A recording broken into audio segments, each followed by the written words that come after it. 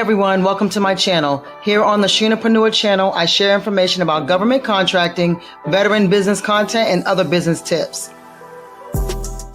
What's going on, everyone? It is Sheena, aka Sheenapreneur, and I know this is like a double header. Y'all just saw me last week, but look, I said whenever this gentleman could pop up and make time for me, I said, I don't care what day it is. I don't care if we had to do 2 in 1 day. So I just got to say this. So he going to laugh and he going to say, oh, stop. But go-to guy, I've been fangirling over him for years, okay? Because when I first got into government contracting, you start looking at stuff and you're like, okay, who the heavy hitters in this scene? And he's always been there. LinkedIn is his preferred. And I'm like, oh my gosh, this guy is like an encyclopedia of government contracting. And we had like a little bit of an exchange where I messed up something and he politely corrected me via DM on LinkedIn. And I was like, oh my God, he talked to me. It was literally like that. And then I met him in person for the first time a couple of years ago, and then finally had a chance to actually sit down and talk with him just a couple of weeks ago. And I'm like, oh yeah, you're definitely getting on the channel. So the go-to guy is literally the go-to guy for all things contractor. He's been doing it for a long time, but then not just because he does it, he's been doing it for a long time, but he shares the information. He makes it understandable. And we're going to talk about all that today. So please, Guy, give us your intro. Nah, thank you. So so let me just say this. It's been fun because I go back and I think about VIP and then IVMF now. And then, I'm sure we probably were in the same room some other times too before that, but it's an honor for me to be here because I've been watching you, all right, for a number of years and seeing everything you do, and up here just be the one sharing nuggets, spreading love and knowledge to people for so long. So thank you for making time to have me on.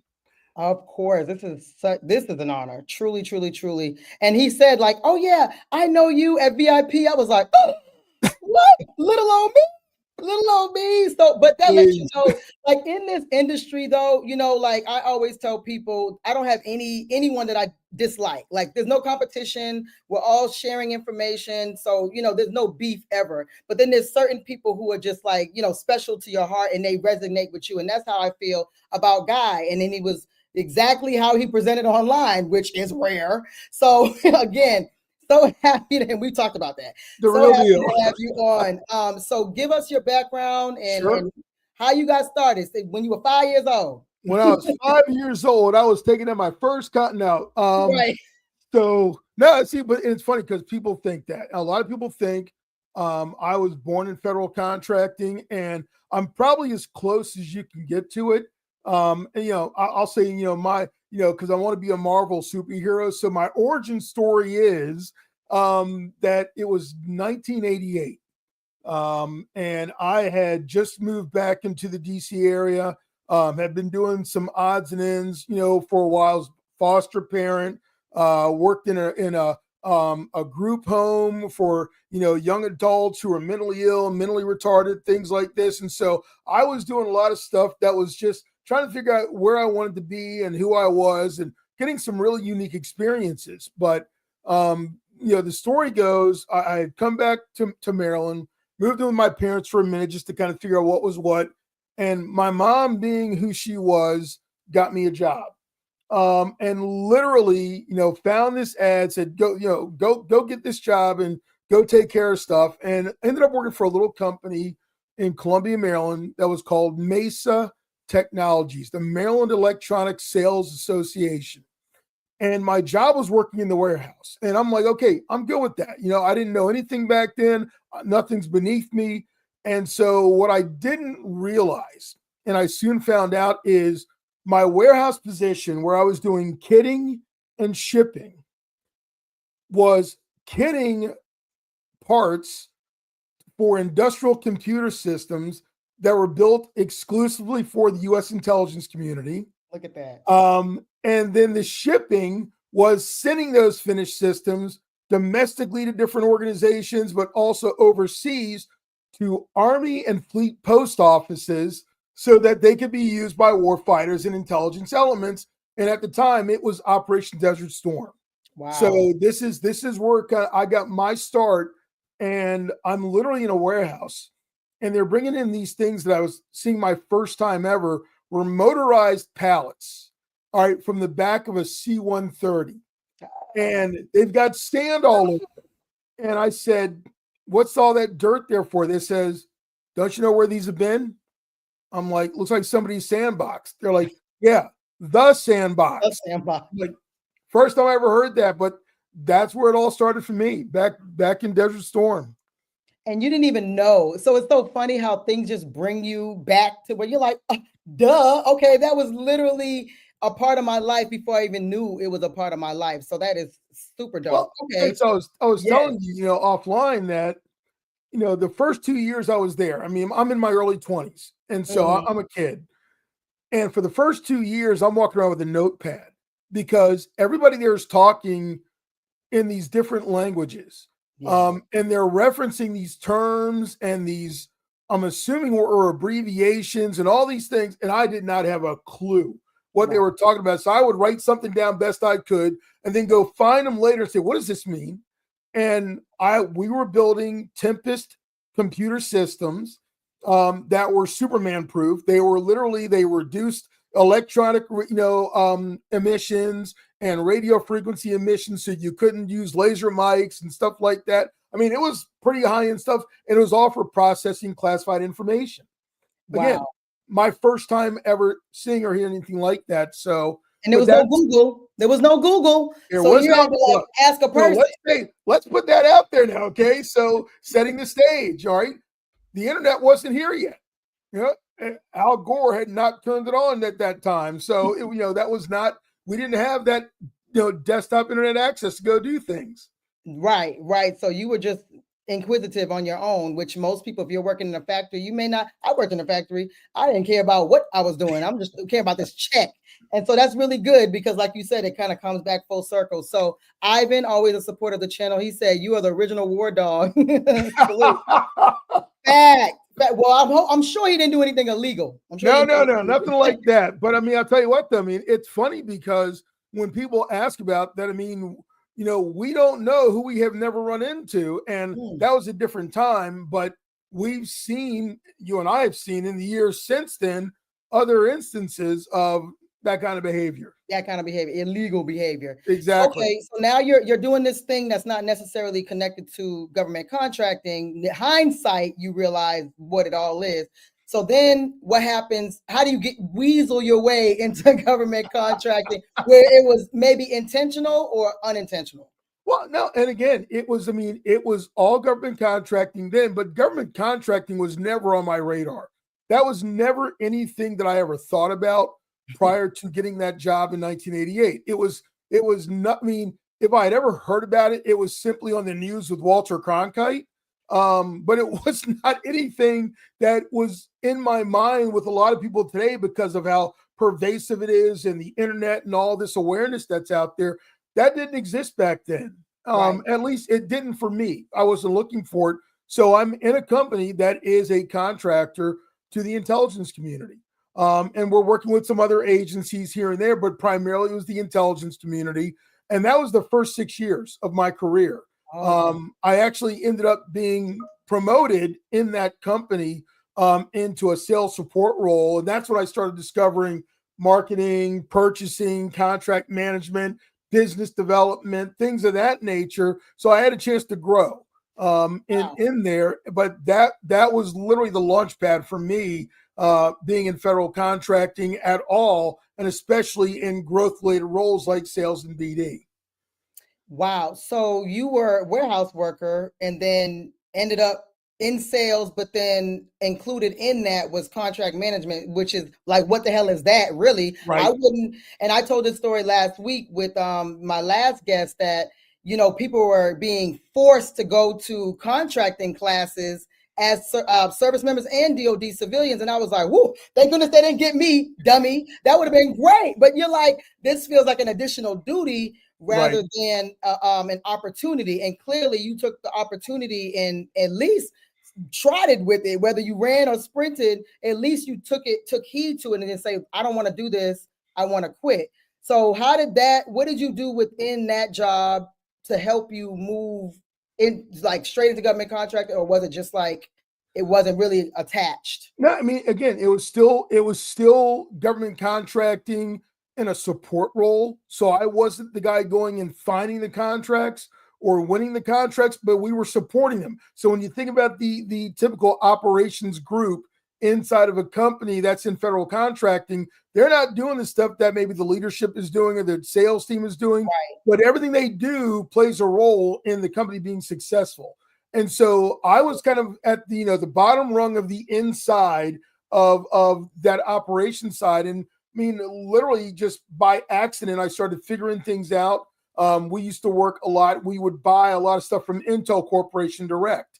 And so one of the things I ended up doing in a purchasing kind of capacity was finding a rebate by accident that made the company like $50,000 in profit just because we wouldn't claim the rebate. I'm like, okay, everyone's really excited about something, and I'm not sure what I just did. I didn't get fired, so it wasn't bad. And so, and you start just kind of figuring things out. But for me, when I started working in the contract management, that was really my entry into contracts or federal contracting, because now I'm reading these standard forms. I'm looking at these documents that spell out, who's buying something from us and how much they're going to pay for it and what are the rules of engagement. My first time ever seeing proposal work being done, understanding what an RFP was versus an RFQ and those types of things. And so for me, it was that's really where it started. And working with the sales team, I mean, the guys, talk about being a fanboy. Okay. I mean, so the BD guys, were old to me because I'm in my 20s. They're maybe in their early 30s, but they were old. Right. But it's Tim McGilligan and Johnny Johnson and Ray Blakeman and all these guys going out, and they're the ones that went out and sold to the customer, to the folks, and I was supporting them, but I would kind of glean some knowledge from them and understand what was going on, and that's when I started learning about the relationship side, and just how important that was. And this wasn't transactional sales. They were going in with solutions for these customers and talking about things long before there was a requirements document, long before contracting was even really involved. They were talking to the end users and the program leads and solutioning. And I'm like, okay. And again, I didn't know what that meant back then. I know now because I used to do it, but back then it was just like, okay, I understand what you're saying. Put a pin in it, and then it Right. it ended up working out your understanding later. Exactly. Got you. Okay, so just want to highlight, Ivan said he knows you're legit to the fullest, because I only had legit people on my channel anyway. But make sure you all hit like on this video or share it with someone that might find it beneficial. Please, please, please. Thank you guys for any questions that you have for Mr. Guy Timberlake, because we're gonna be here all night. I said, look, I hope you told your wife you're gonna be on this live all night, because there's so much stuff I want to ask. That's all right. So now you're working for this company. You're putting the pieces together. So Yes. at some point you ventured out on your own. So not quite yet. And so in 1994, things started shifting in the federal sector just a bit, and we ended up experiencing a RIF in the company I was at. So my reduction in force. So my 6 years ended there. With the RIF, I was part of a group. About 30% of us all got let go because of a change in market, change in strategy by the government. And so I was then kind of trying to figure out what was going to come next. And I ended up going and working for about a year and a half for MCI. Everybody remember a long distance, all right? The little pin drop. Yep. So I was that guy that called you and got you to switch your long distance from AT&T. And so, but it was a great experience because I ended up going to MCI University, getting some sales knowledge and sales skills. There's a trophy behind me, which are all my over 100%, weeks in sales that I had at MCI way back when. Did that for about a year, and then ended up getting a job with I'm going to use this term, with a Beltway bandit. So I ended up working for a company that was, located in the DC Beltway, the Capital Beltway. And then at that time, companies that were located there selling to the government, especially where, 8A, were known as Beltway Bandits. And so I ended up working for one of these companies, Pulsar Data Systems. And I'm the low man on the totem pole. And my first job there is sales. And let me tell you how this works. All right. When you go into a company like this, small business, but a pretty mature small business, over 100 people. When you're the new guy, all right, I think in the military, they call that the F&G. All right. But you get the worst territory. Yeah. You get the one that's been picked over, messed over, abused, ignored, all those things. And you're told to go score. And I'm like, okay, okay. And what ended up working for me is the part of me that I had never met yet, maybe a little bit of MCI on the phone calls. People like talking to me, don't know what it is. Everyone always says you got this radio voice and all these things. And so I would get compliments from my customers. And so I started playing to that. Well, I get the Pulsar and I'm an inside sales guy and my territory is the West Coast.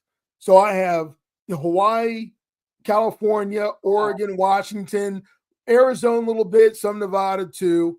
And I'm working with the Air Force, the Marine Corps, the Navy out there. And my first customer was Newark Keyport, Naval Undersea Warfare Center, Keyport Division in basically Paulsbo, Washington is where it was.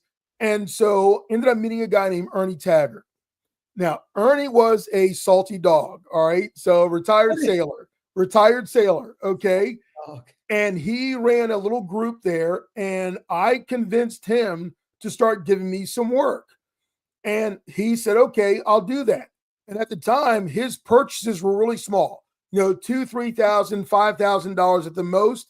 And he used the thing. I'm going to keep dating myself in this as I talk about it. We all mature in this crowd. people will figure this out as I'm talking.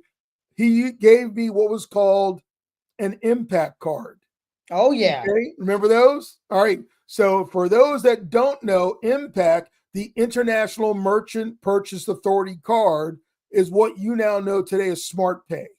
All right. So that is the Smart Pay purchases usually. Exactly. Yeah. So he started giving me purchases like this. And for about 6 months, I'm doing maybe $20,000, $30,000 a week in orders with him.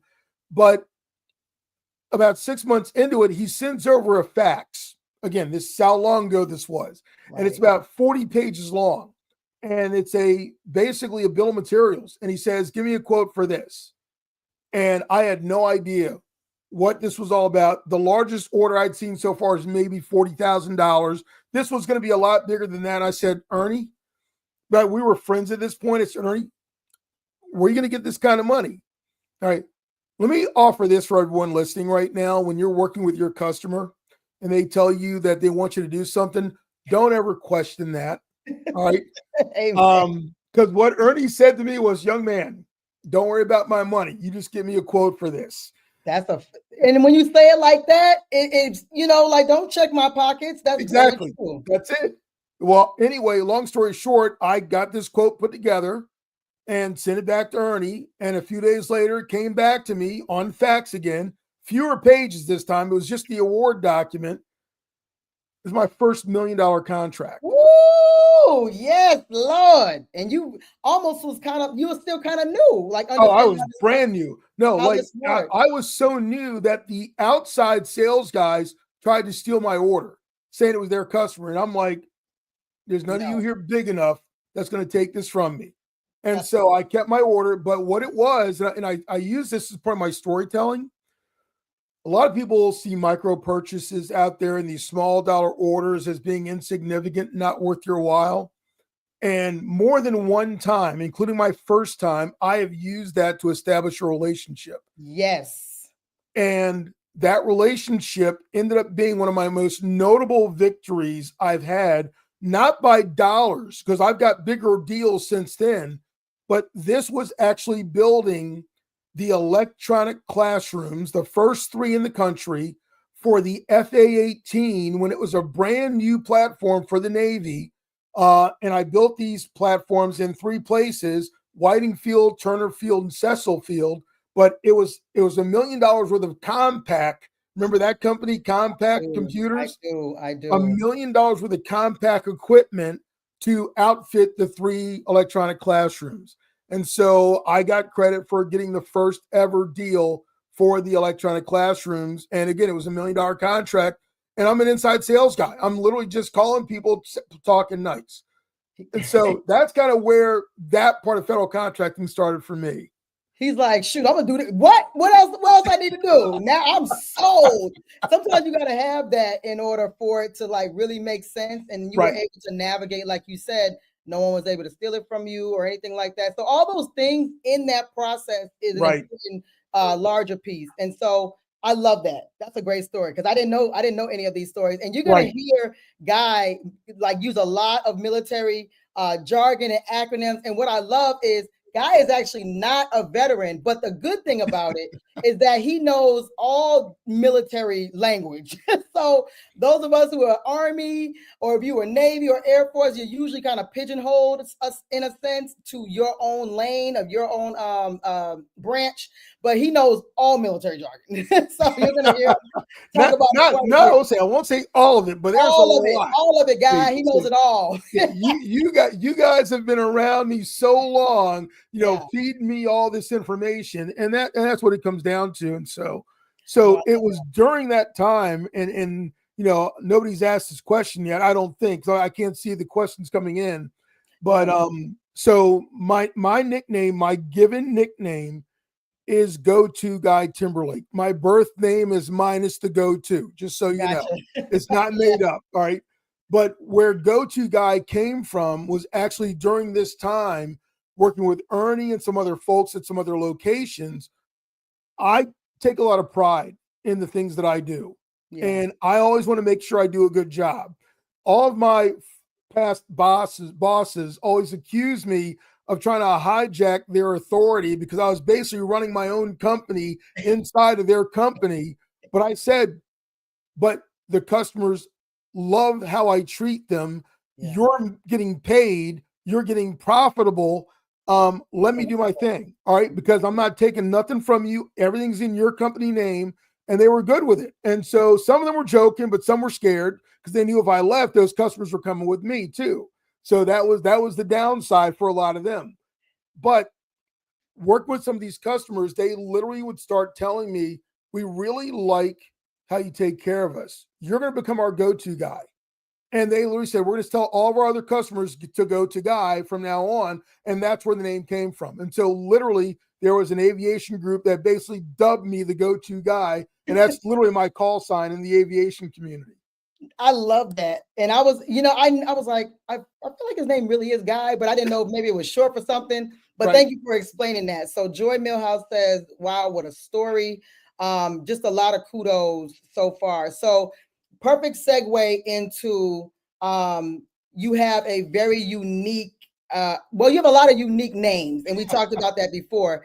But can you kind of explain what ethical stalking for government contractors like really means? Because that's what really everything that you did got my attention. But you mentioned this in VIP, and I was just like, my eyes were like this. Oh my God. Like it sounds like something I would say or something I would do, So please explain what that is. All right. So I'm going to tell a little story about this only because it'll make sense in the end. And so, I mentioned everyone, my first 6 years were in the intelligence community supporting that mission.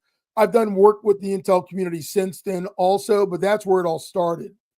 So the background in all of this is my first 10 years in federal contracting did not include tools that you folks get to see today. Right. There was no internet. We talked about that. SAM.gov was a long way off. FPDS, the Federal Procurement Data System, all of these were still dreams of people. And so at the time when I was a young guy in the business doing this, if I wanted to work with a certain agency at a certain location and be notified of their business opportunities, we had to fill out a form called an SF-129, a solicitation mailing list. and we had to send one to every location we wanted to work with. All right. Now, wait. Look, I gotta stick a pin in that. Listen, I don't want to hear nothing from none of y'all. Okay, he had to physically send something. Was no email. Now we got portals. You don't have to talk to anybody. They got Chat GPT, so there's no excuse. He had to physically. That predates me. Obviously, I was around before SAM.gov, but like to mail. Oh no. Oh yeah. I would have never started.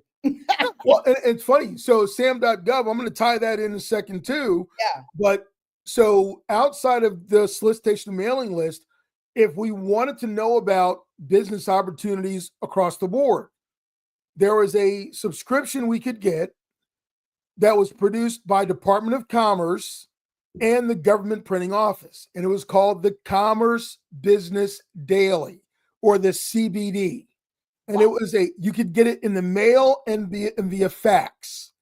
And we would get these pages of documents and go through them and find the opportunities we wanted. So the same way you guys go to, SAM.gov contract opportunities, we did that in paper. So then when the internet got turned on and became a part of regular business life, the SF-129 got replaced by what was called the CCR, Central Contractor Registration. That was 1998. Wow. Just so you guys know, okay? And the Commerce Business Daily was replaced in 2002 by Fed BizOps. Yep. All right. Which you now know as SAM.gov contract opportunities. So both of those systems now live inside of SAM.gov. One is the vendor registration feature, and then the other one is the contract opportunity. So all that saying, when I started the ASBC in 2004, Ethical Stalking for Government Contractors was not the first name, by the way. That name was actually meant as a joke when we created it, and I'll explain that in a second. But the issue was that there are tools and there's resources that are out here right now. I mean, I could pull up my screen right now, and no matter who's on the line right now, I can show something new that at least half the people have never seen it before or heard of. And that's not a you thing. That's literally the government has put out so many stovepipe solutions. Think about NECO, the Navy Electronic Commerce Online. And then the Army had one called ASFI, Army Single Face to Industry. Hanscom Air Force Base had HERB, the Hanscom Electronic Requirements Bulletin Board. I mean, all these things that are out there were disparate engines.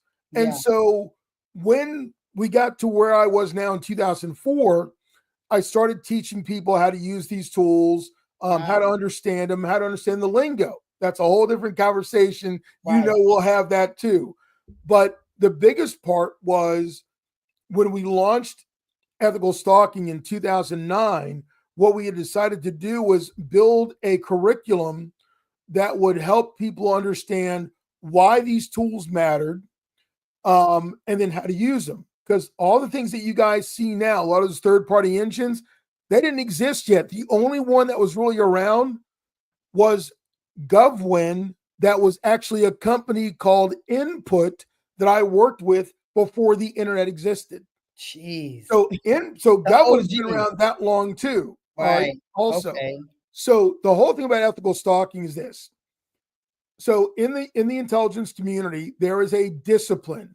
Anyone that's been there may have heard the term the INTs. All right, HUMINT, SIGINT, MASINT, all these things.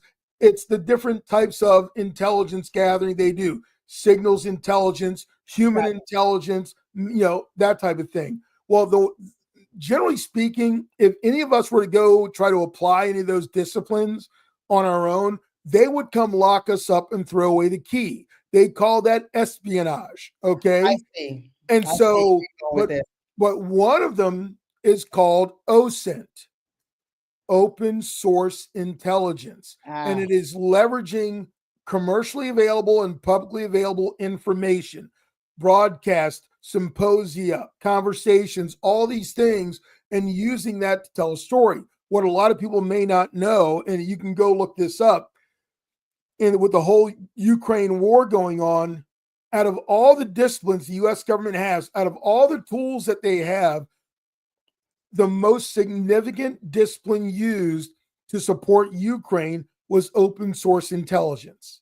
All right. And again, in other words, you don't have to go break into the Kremlin and move the statue of Igor and get into the safe to steal anything. Right. You're literally getting just broadcast and those type of things. And so ethical stalking is a nod to open source intelligence.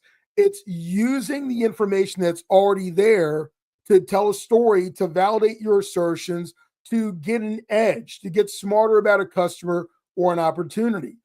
The challenge is you have to know where the information is. And so that's the part we're teaching in that program. Got it. So it's like you're looking at your competition, you're looking at who your customer is, what they like. So would you include, let's say, some people say to go on LinkedIn and just look up maybe some of the interests of a contracting officer in order to, have a conversation with them. Would that kind of also be included? So yes, but more. And so what I'll say is this. So I'm an old school sales guy. Yeah. And so when I used to go walk into your office, okay, so Sheena, over your shoulder, there's your certificate there. And it's a certificate of achievement. What does that say on there?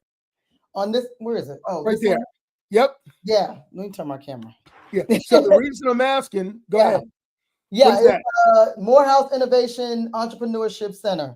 So when I walk in your office, I'm looking for this kind of information. Because I'm gonna see your warrant on the wall somewhere. I'm gonna see Q's up there. Know you went to Syracuse, and I'm gonna start talking smack, because my buddy went to Maryland and played lacrosse, and Syracuse and Maryland got that whole thing going on. So those kind of things. Well, on LinkedIn, you can do the same thing. Yeah. So when you go look at somebody's profile on LinkedIn, you go to the very bottom, you'll see the interest. You'll see the groups they belong to. You'll see the companies they follow. You'll see the schools that they're interested in. I mean, all these things. You'll see the influencers they follow. All of that is something that you want to use as an icebreaker. The minute you go look at somebody's profile and see that they were Army, all of a sudden there's automatically a connection right there. And so that's what we use LinkedIn for. Now, what I'll tell you is we use it for contracting officers, kinda. A lot of them are not on there, or they're but a lot more. So there are 3 million feds on LinkedIn. All right. And over almost 600 company pages, something we talk about, quite a bit, but there's a lot more people on there than you think. Yeah. And so the people that we typically aim at when we're doing ethical stalking are the customers. Yeah, the action within the organization. Yes. Not the contracting officer. The contracting officer, Yeah. Contracting officer is absolutely important. You most certainly want to know who they are, and you want them to know you. However, if you want to actually find opportunities and engage with people involved in those opportunities before it becomes an RFI, before it's even a requisition in the hands of the contracting activity, you need to understand who your customers are. And so we were having one of our internal office hours meetings earlier with our members, and one of them actually used to be the CFO for a federal agency. And somebody was asking a question about contracting officers. And so her name was Kim. I said, Kim, do me a favor. Can I use you as an example? She said, yes. How long would it take from the time that you identified something that you needed to buy for a program or project you were supporting until it actually got to contracting? And she said, basically, depending on the size, it could be 4 or 5 months, could be a year. If it was DOD when I was there, it could be, a year plus. Yeah. And so the point we were making is we all tend to look at contracting officers because they're the easiest to get to. Their name and their email address and phone number is on everything. All right. But are we trying to sell a technical solution to them? No, because they're going to probably glaze over the minute you start talking about JavaScript this and those type of things. But if you were to find that person in the organization that owns that requirement or is a stakeholder in that requirement. They're the ones that actually wrote the script on how the government is going to go do this. That's the room you want to be in. And thank you. And Guy is really, really smart. I'm gonna bring it down 2 notches of what he just said. Okay. So basically, people look at contracting officer, contracting specialist, all that, COR, and really they're the ones that certified or whatever the term is to say, okay, buyer ABCD, give me the requirements, and then I'll put it out for bid, monitor it, make sure that these people that are going after the bid pass the preliminary steps, and then basically you turn it back over to the buyer. So the buyer is going to be really anyone that in a department that has a need. So for us, I always use facilities as an example. I see you use IT a lot in intelligence, which is funny. Yep. So like if they're like, for example, our contract with the fire stations, right? We had a contracting officer. He don't know, he might know that they need new flooring, but he don't really know. The firefighter manager was the one who put out the need. So we're going to really connect with him, even though we got the contract through, the traditional way of bidding and a contracting officer. We were connected to the firefighter manager, and he's like, oh yeah, we need this, this, and this. And so really we were able to upsell him and everything. So let's say you go the traditional route and then you connect with the buyer, then you can, hey, I see you need this. You're not going back to the contracting officer necessarily for that. You're going to the buyer who's actually saying, yes, I agree that we need this, whether they're able to purchase locally, like what you said, an impact card or P card, whatever they call it now, yep, micro purchase. You can do it that way, or they might say, we have more of a need. We need 10 more fire stations done, contracting officer, boom. And we want Sheena's company to do it. That's kind of how that process works. So let me identify just a couple of things in the chat real quick. So shout out to Michael Parks, and Mr. always Parks. And he's IBM for Core Bunker Labs in the building. Thank you so much, Michael. I appreciate you. So Joy Millhouse has a couple of great questions. She's asked, when attending these events with the hope of making connections, how do we stand out from the crowd in face-to-face opportunities? It's always tough, especially now when they tell you to go to the website. That pisses me off, Guy. Why are they telling me to go to the website? I'm right here in your face. Okay, go ahead. So the first thing I'm going to say is pick the right event. All right, so that's the starter. And so the other part is have a plan for why you're at that event. And so the bottom line is this, and kind of going back to the conversation about buyer versus customer. So if a buyer, contracting officer, contracting activity is going to be in the room, there's a value to that, unquestionable. But if a customer is going to be there, it's even better, because now I've got an opportunity to convey my aptitude, how good we are, how much I know about the type of facility that they're managing. Do they have a clean room there that I need to, be aware of and have special, chemicals and crews to do the work in the clean room versus the rest of the building? If it's, you're doing construction, the contracting officer might be savvy in construction, but they're not going to be a construction project manager. Correct. So there's going to be things that you can discuss with that customer that you can't discuss with the buyer. And quite honestly, that the buyer doesn't want to hear from you on. The most of the time when I talk to contracting officers and I say, okay, what's of interest to you? And they point to the stack on their desk. That's what's of interest to me. If it's not in that stack, I don't care right now. That makes sense. And so when it comes to standing out at events, kind of answering that question. So there's a lot of ways to do it. One, if I'm going to be going to an event where I'm hoping to meet customers or buyers or both, I'm going to look for a chance to speak at that event. So I don't want to be just in the room. I want to be on the stage, at the podium, sharing my knowledge. And that's just, that is exactly my personality type to do that. The other part, though, is, and this is going to be the phrase that people will get mad at me about, but I will stick around to explain this as we go on, and it's do your homework. All right. understand who's going to be in the room, why they're in the room, what they care about, and why you are relevant to them. Not why they're relevant to you. Why are you relevant to them? And so the government, back to ethical stalking for a minute, the government makes just a crazy amount of information available. And that information is not something that a lot of us would look at intuitively until somebody else brought it up to us that we should. And so strategic plans are pretty valuable if you understand what they mean and why you're looking at them.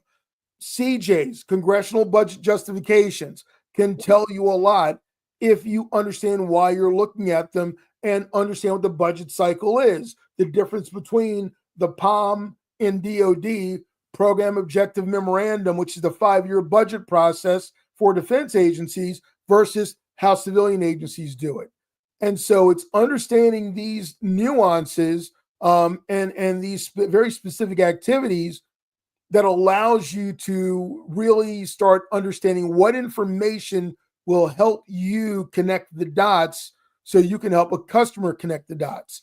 And so for standing out at an event, the one I'll say again, be on stage if you can do it, but also don't be afraid to ask questions, but do your homework so you can ask questions that you can't get without them. Don't ask them something you already know the answer to unless you're simply trying to validate something. And don't ask a question that you can get the answer to without them.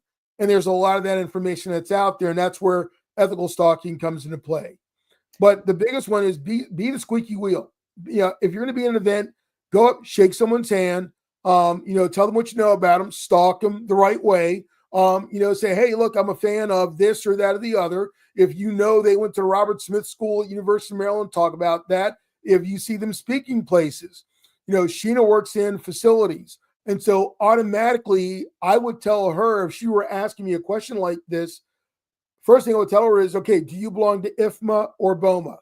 All right. And IFMA, the International Facility Managers Association, and BOMA, the Building Owners and Managers Association. There's a lot of govies that hang out in both those organizations. And so it's things like this. It's knowing your space as best you can. Definitely and thank you so much for that. And that's what I always harp on, whether you want to say do your homework or at least just research who's going to be there, because people pay thousands of dollars to go to industry days and things like that. And it ends up being super ineffective because they don't have very pointed questions.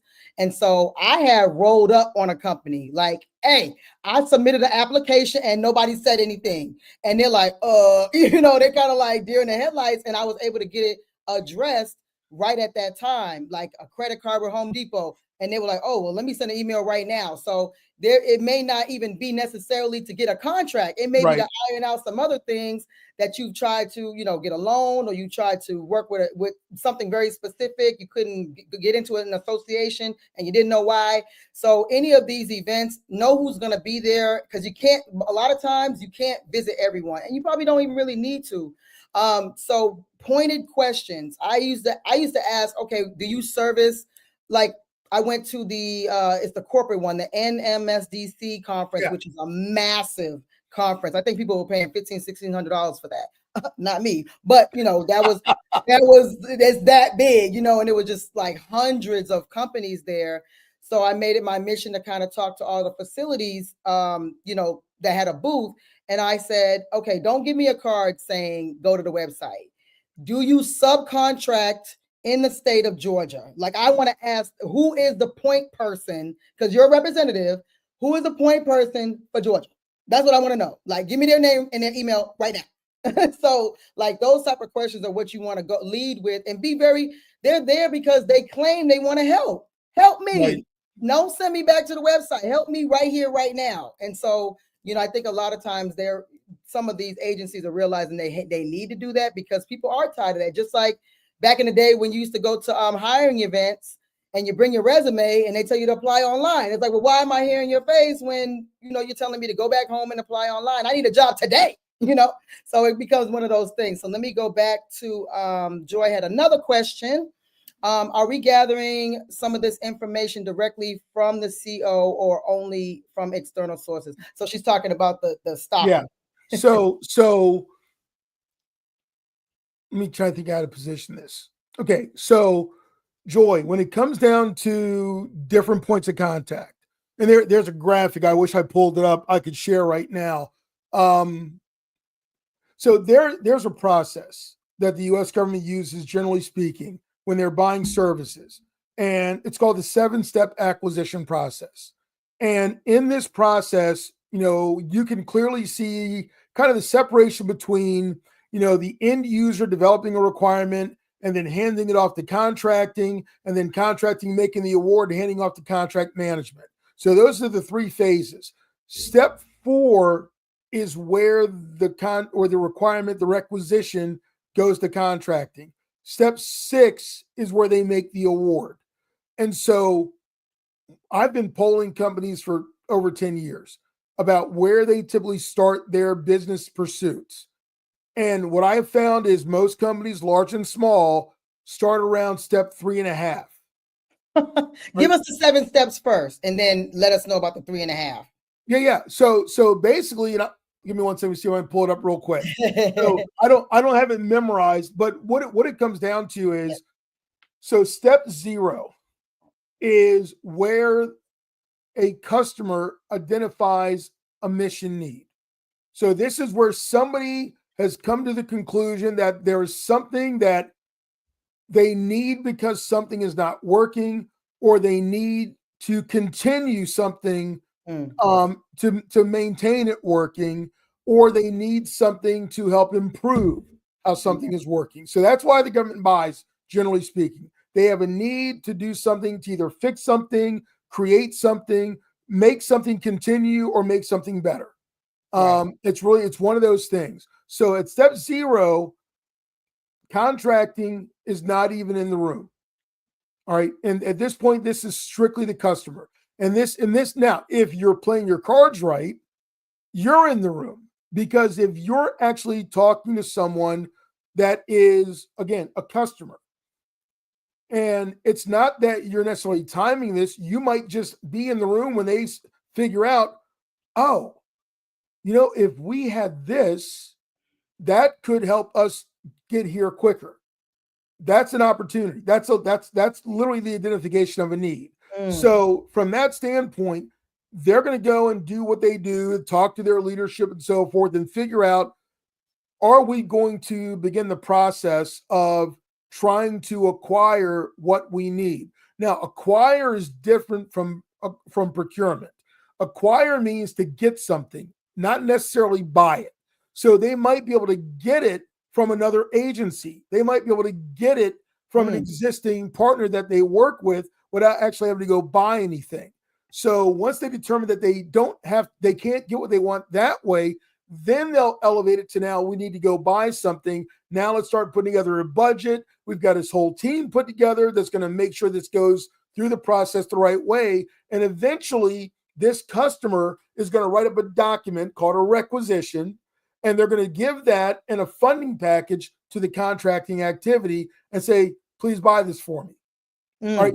Now, from the time I started talking there until that, we went from step 0 to step 4. Got it. Now, that could have been 3 weeks, 3 months, or 3 years. Right. All right. When contracting gets it, one of the things that may happen during that handoff, there may be a request for information, to get clarity about the approach the government is using, maybe a sources sought notice to figure out, hey, who's available to do this out there? But understand that is closer to the buy happening than it's closer to the beginning of the requirement. And so what most of us have missed is everything that took place prior to that were the opportunities to be in the room and talk to the customer and influence not so much the buy, but the solution. Sheena works in facilities, customers talking about putting down a new floor in this part of the facility. And if she's there, she can recommend for them, actually, if you go with this type of surface, that's going to reduce the acoustics for you, things like that. I mean, those are the things that you get to be in the room to help influence. There's not a sale there yet. You're just informing the customer so they make the best overall solution. And that goes back to your other job where it was like you're telling them what they need. They're like Apple. You want to be like Apple. You don't even know you need it, but now we can't live without it, right? That's exactly right. And that's probably and I hear some people like they'll have they struggle with understanding government contracting because they're like, we're basically just glorified staffing. At the end of the day, most of the time it's glorified staffing, unless you're it can be that, yeah. Unless you're creating, you have an invention, creating a product, and you're kind of like, you need this product in order to survive, Army, like that. But outside of that, most of everything we do is along the lines of staffing, unless it's a product. So but let me say this though, even with staffing, all right, there is some innovation. There is some innovation that can happen there. Because think about it. So you are now, so here's the deal. Everyone that is in a business right now is expected to be fluent in what they do. Please say that again. Say that again. Yeah. If you are in a business right now selling to anyone, especially the U.S. government, it is expected that you are fluent in what it is you do. It doesn't mean SME. It doesn't mean you're a subject matter expert. It means you understand what you do, how it applies to the organizations you want to sell to, and basically how to make it work for them. So having that fluency is what allows you to go and have a conversation with someone if you're a staffing company. And I'm going to say this, if you're just a staffing company, there's no such thing, just so you know, because you know more about the people and the capabilities and the positions. And so if you see someone that has a need for 2 positions that they want to hire for, but you've got a candidate that could knock this out and save that customer $50,000, annually, and you can propose that as a, call it this position, boom, guess what? You just saved them money and potentially time. Okay, I like the way you put that. So it's like, no matter what it is, even if we want to say glorified staffing, it's the solution. The solution is the sale. Okay, I got what you're saying. I see what you did there. I told y'all, detail. You see what it says at the bottom of the screen? Detailed. And that's why, like, when he teaches at VIP, which is the Veterans Institute of Procurement, for level 2. So it's the grow. Yep. So that was my hardest one. I did 4 of them. I did 3 of them. And that was the most challenging one for me because I was like, everyone starts with, I want to come up with a business. Then it's like, I need to make my first dollar. Then it's like, oh, I need to replace myself. And then you're in that scale phase. And that's where Guy comes in because it's like, oh, you ready to scale? Okay, I'm going to give you all these 70,000 steps and you just pick some of them to scale. And you're like, oh my God, I didn't even get the foundation right yet. Wait a minute, let me go back. And that's literally what I did. After his presentation, I went back to my hotel room like, I'm horrible.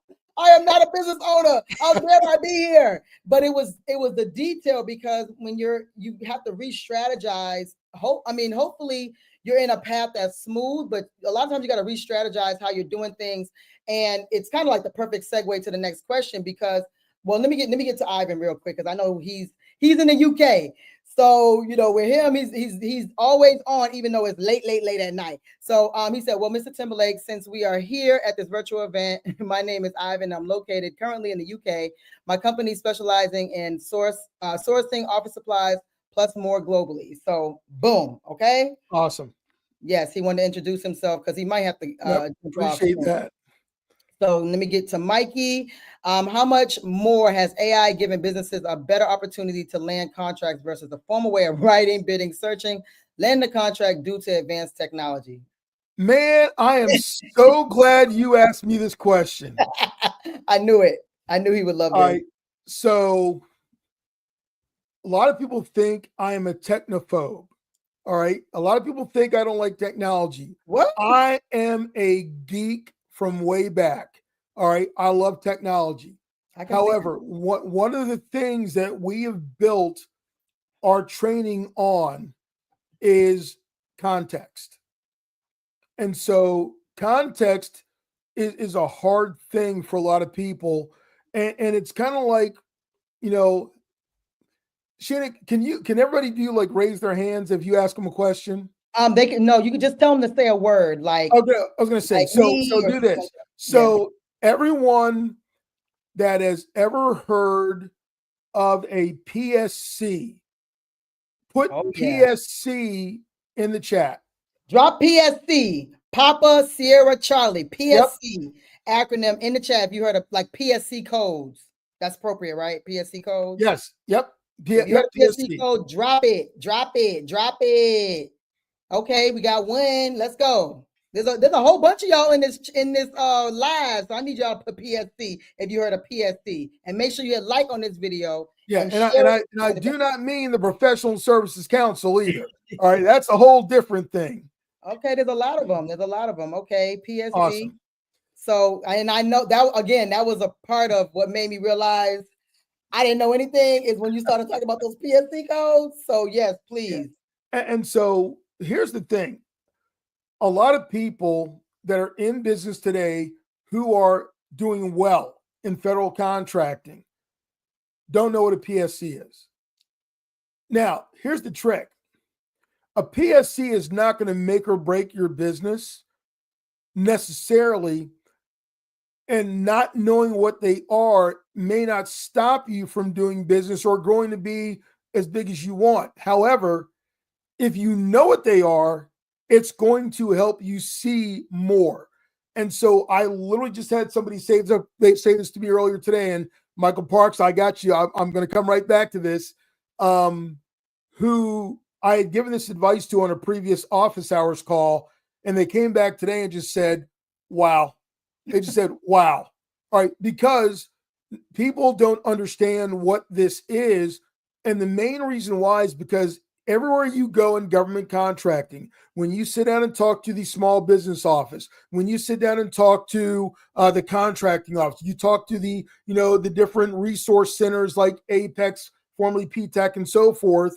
And I can say this, like I used to train the Apex PTACs. Sure.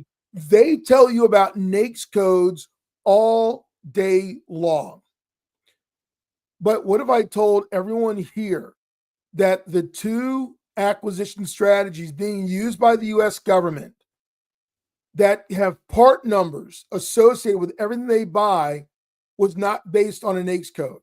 Oh, what if I told you that if you go look at a budget document from the government right now and see the descriptions of what they're buying, that those descriptions are not tied to NAICS codes?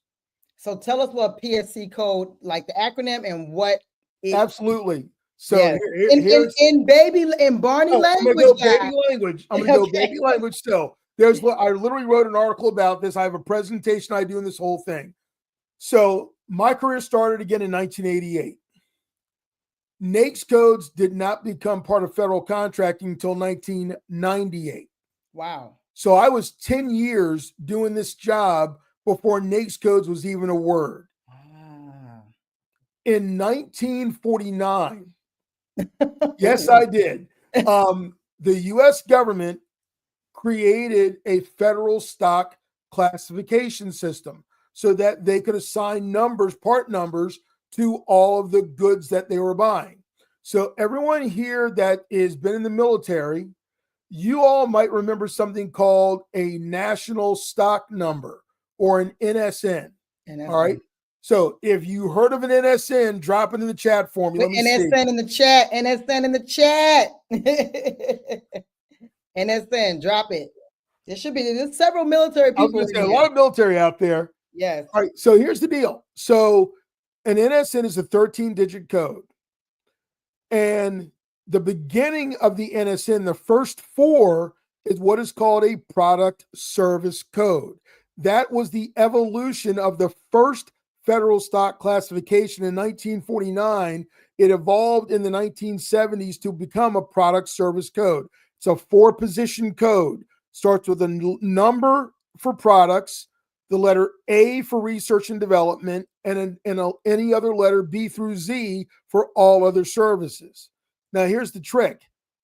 Category management, which is the government-wide acquisition strategy right now, has a tool, has basically a classification system that identifies everything they buy based on PSCs. In DOD, they started something in 2010 called Better Buying Power. That was their acquisition strategy based on PSCs. So here's the trick. Going back to Michael Parks now. So starting to love me some AI just a little bit. The problem with any kind of automation right now is what I call garbage in, garbage out. If the people that are creating those tools don't understand the context of the information they're putting in there, then it's going to work just like everything else works right now. And again, you may get good results, but you're not going to get the best results. So the other part is when you start talking about, so AI for proposal management, I have friends that are actually involved in companies that do that. And I see the strides they're making right now starting to get better, but they still have a long way to go. It won't replace human for a while. So you can use it to write. You really can't use it to bid, but even in writing, you have to disclose it to the federal government if you're using that. Wait. What you mean? So if I put a solicitation in ChatGPT and it spits out a proposal, I gotta say I use machine learning. Several agencies require you to disclose that, and they have tests that they run against some of these to check for that. So stick a pin in that real quick. Wait a minute. This is off script. Okay, so word to the wise. Okay, Guy is the encyclopedia. If you have not already seen. Okay, so with that, a lot of us are using it just to revamp our executive summaries, blah blah blah. So you're saying that some of the things are being checked, just like if you have teenagers and ChatGPT got introduced during their high school years, and it was like, amen, but then they realize that the teachers are using tools to recognize that it's from ChatGPT. So or any other Claude AI, whatever. So correct. There's a lot of videos out there right now that says how to use ChatGPT to do your proposals. So he just said, Guy stays up to date on everything. I'll be like, oh my God. I try to. I try to. But at least knowing that, though, is extremely important for those who are like, listen, I'm not going to sit here and read all of this. I'm not going to write out this proposal. I just want to get something turned in. You might be shooting yourself in the foot before you even get a chance to get started. So make sure that you use it as a guide and not as it spits out and then you turn it in, because we might think that that's common sense to not do that. Just like if you were in college and you do the plagiarism and it does a scan, people still copied and paste exactly what was on the internet. So don't do that. You could be losing out on millions of dollars. Okay. Well, and what I'll say is check with your agency. There will be guidance in the documents that you're responding to, and they will let you know what the rules are for their respective agency. I don't know that there is necessarily an across-the-board policy in place for all agencies. But just be careful. I would check first. Yeah, absolutely. Well, the other part is this though: if everyone's doing it, then we all sound alike. So now you don't stand out. That part. That's very true. And like you said, we skip all the steps and go to step 3.5. Okay, so I know you're going to continue to elaborate. Sure. But I just want to make sure that it's clear what a PSC code is. So I'm going to get my baby understanding, and then you filter that. And what I'll say is let's do this. So I'm going to put in the chat. Okay. Well, I think when you do it, it goes to the private chat. So you want me to copy and paste what you're going to say? Yeah, that'll work. Okay. Just so you know. All right. So Encyclopedia Guy. So I'll share this. And as you all are looking this up, I will share this with you. Okay. So a product service code, let me say it this way. A NAICS code, NAICS, North American Industry Classification System. Everyone, listen to what I just said. North American Industry Classification System. What does a NAICS code tell you? Based on that description, What does the NAICS code tell you? North American Industry Classification System. What it's telling you is what industry you're in. So think about it. Yeah. When you go and put in your NAICS code for the IRS, you are representing to the IRS for purposes of taxes what industry your business operates in.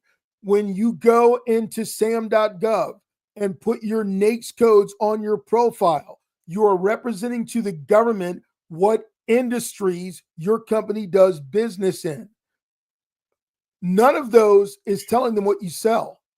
All right. So now when a contracting officer applies a NAICS code to a solicitation, the guidance that they are given in the FAR, the Federal Acquisition Regulation, which is the overall guidebook for how to buy stuff for the government, they're being told to select the single NAICS code that best represents how the government will use what they are buying.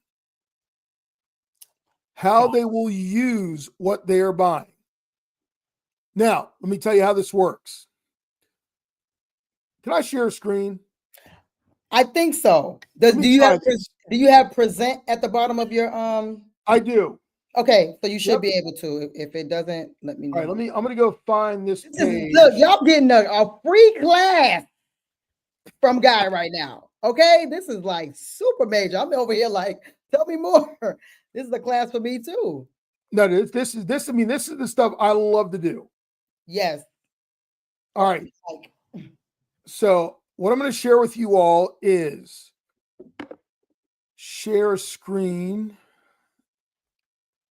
I got so excited I knocked my mic cord out. All right, let me know when this comes up. Okay, so boom, add to step. Boom. Okay, here we go. Okay. This is a treat, y'all. Y'all better put some respect on this. This is a treat. What you're looking at right now is a tool stood up by the U.S. government, GSA specifically, called the Government-Wide Category Management Common and Defense-Centric Spend Dashboard. What you're looking at is for the current fiscal year, 2025, this is how much money they've spent year to date. Keep in mind, in contracting, DoD obligations are 90 days in arrears. That is to make sure the bad guys don't know exactly what we're doing. No joke.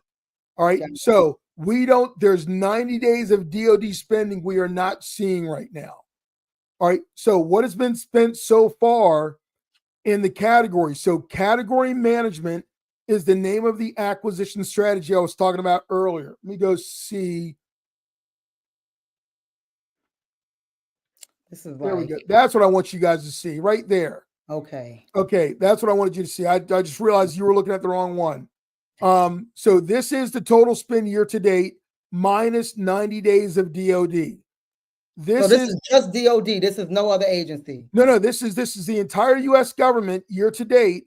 But what we're not seeing in this total is the last 3 months of defense obligations. Wow. So this year, basically 2025, not the fiscal year, but this 2025, we don't even see that yet. No. So what we're seeing is everything the government has purchased from any agency since October 1st of last year. All right, remember the government fiscal year runs October to September. Right. So October 1st was January 1st of fiscal year 2025. Right. All right. So what we're seeing right here is everything spent, but again, minus what we're not seeing is 90 days, which is probably several $billion. So, but about 90 days of DoD obligations are not showing up here. Category management is a system they use that was created in 2016 that created 19 categories to represent everything the U.S. government buys. And they have 2 sets of categories. There's government-wide categories and defense-centric. Now, what I'm going to show you is this. At the top of this page, above this orange line, are the 10 category-wide. government-wide categories. So, Sheena, there's you, facilities and construction, Boom. office management, professional services, human capital. All of these are things that any government agency would buy. And what you're seeing is a breakdown of what they have spent so far in each of the buckets. All right, 122.2 billion so far. At the bottom are the defense-centric categories. So if you're looking for an aircraft carrier, a Tomahawk missile, Kevlars, whatever, that's where you get this down here. All right, and these are the categories for DoD. There's 9 of them. So here's the trick.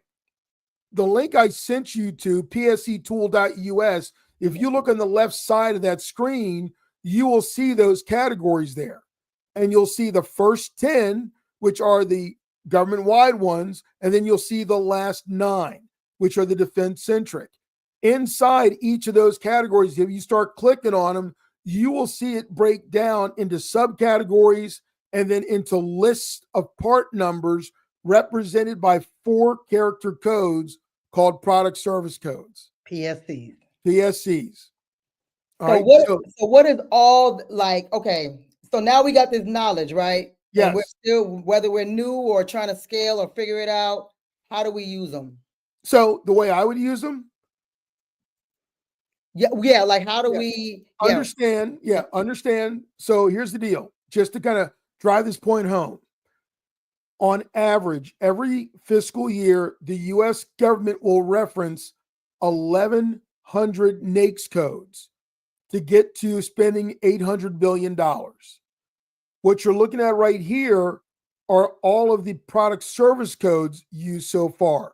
So 2,700. So nearly a 3-to-1 ratio of product service codes to NAICS codes. What that means is whatever PS or whatever NAICS code you're chasing, there are lots and lots of PSCs in there that probably don't pertain to what you do. So here's the trick. So if you were to go right now, again, I got 2,700 PSCs in all these different categories. I got pontoons and floating docks and dredges and everything the government could buy is broken out into a different product service code. And there's a lot of general product service codes where they just couldn't figure out what to call it. So they just put it as a 99, D399, J499, because it's like the catch-all bucket. But understand, here's the trick though. If you have, I'm going to change the game up on you guys again. So I just want to be clear. You showed so under the NAICS code, yes, you're saying for every one NAICS code, there's 3 PSC codes. Yeah. So take a look real quick. I'm doing this now for a reason. So guys, we are now in the Federal Procurement Data System, FPDS. People ask me about FPDS all the time, so pay attention. Yep. I just did a search on the NAICS code for engineering services. Pretty much anybody can do work under that NAICS code, just so you know. But what I want you to pay attention to is this. Over here to the right is the PSC code. So engineering services, architect and engineering, construction, hospitals and infirmaries. I don't know if we can see that. Can you hover your mouse over it? Yep. Let me go up. There we go. Okay. There we go. I got to keep hitting the tab at the top to switch the tabs I'm showing. So what you've got is there's your NAICS code over here. And there's the PSC code on this side. So this PSC code for this order is architect, engineering, construction, hospitals, and infirmaries.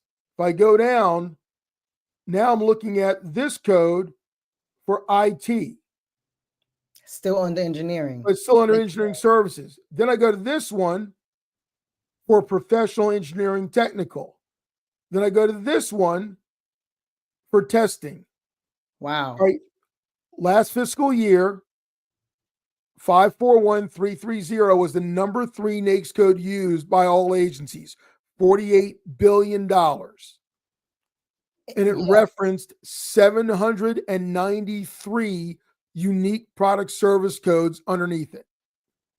So people can be in IT and not know that they can go under engineering, so that gives them more opportunity, right? Is that primarily how we need to think about it? Like, I would choose the IT NAICS code, but engineering also has IT product codes. So I need to also have essentially engineering as one of my NAICS codes. Am I saying that right? Or Well, am I yeah. messing it all up? Well, let me ask this question. As I'm bringing this up right now, how many of y'all have PSCs in your SAM.gov profile? Right. Okay, so here's the deal. So let me tell you a little story about what that means to the contracting officers, as told to me by a contracting officer. If they are looking on SAM.gov for a company that sells what they want to buy, they're not going to do a search on NAICS codes. The search is going to be on PSCs. And if you don't have PSCs in your profile, you are invisible. Wow. I'm marking that to clip as a short, because that's something people are like, oh, they're still on what NAICS code should I choose? But he's telling you that contracting officers may be looking for something super specific, and you don't even have your NAICS code in there, and they're searching. I mean, you don't even have your PSC code in there, and they're searching by PSC codes. Yeah. So they're not going to see you. So the search that I'm doing right now on SAM.gov, contract opportunities, is based on the NAICS code 541330, engineering services. So what we're looking at is I have a bridge part task trainer, OCONA solicitation draft here.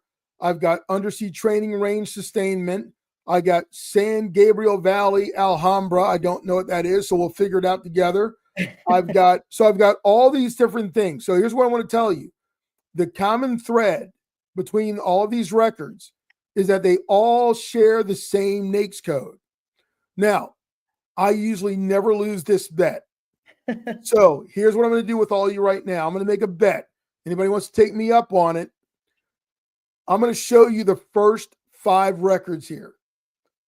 And I'm going to show you exactly what they're buying. And almost always, at least 3, if not more, of those PSC codes are unique. So if it's less than 3, I owe y'all lunch. Okay, right? I'm first in line. But if it's more than 3, you all owe me a Sazerac. All right. Look up what that is. Look up what that is. It's a New Orleans old fashioned. Okay. All right. So here's the deal. Let's go take a look at this first one. So the way that you sort these out, you come into the record and go to where it says classification and click on that. Now, right here, you guys have never seen PSC before on SAM.gov, but I'm showing you right now. It's right there just above the NAICS code. All right. And it always has been. So what they're buying is training aids. Starts with a number. That means it's a product. The NAICS code is 541330. If your company doesn't sell products, this record means nothing to you. But you're searching on SAM.gov or GovWin or GovTrust, whatever else, on a NAICS code, and these are the results that you're getting. So let me go back one. Go to the next one. Undersea training range sustainment. This is an award notice. I didn't really want that, but let's go look at it anyway. I love looking at awards. That's my favorite thing to do. So again, classification. And look at this one.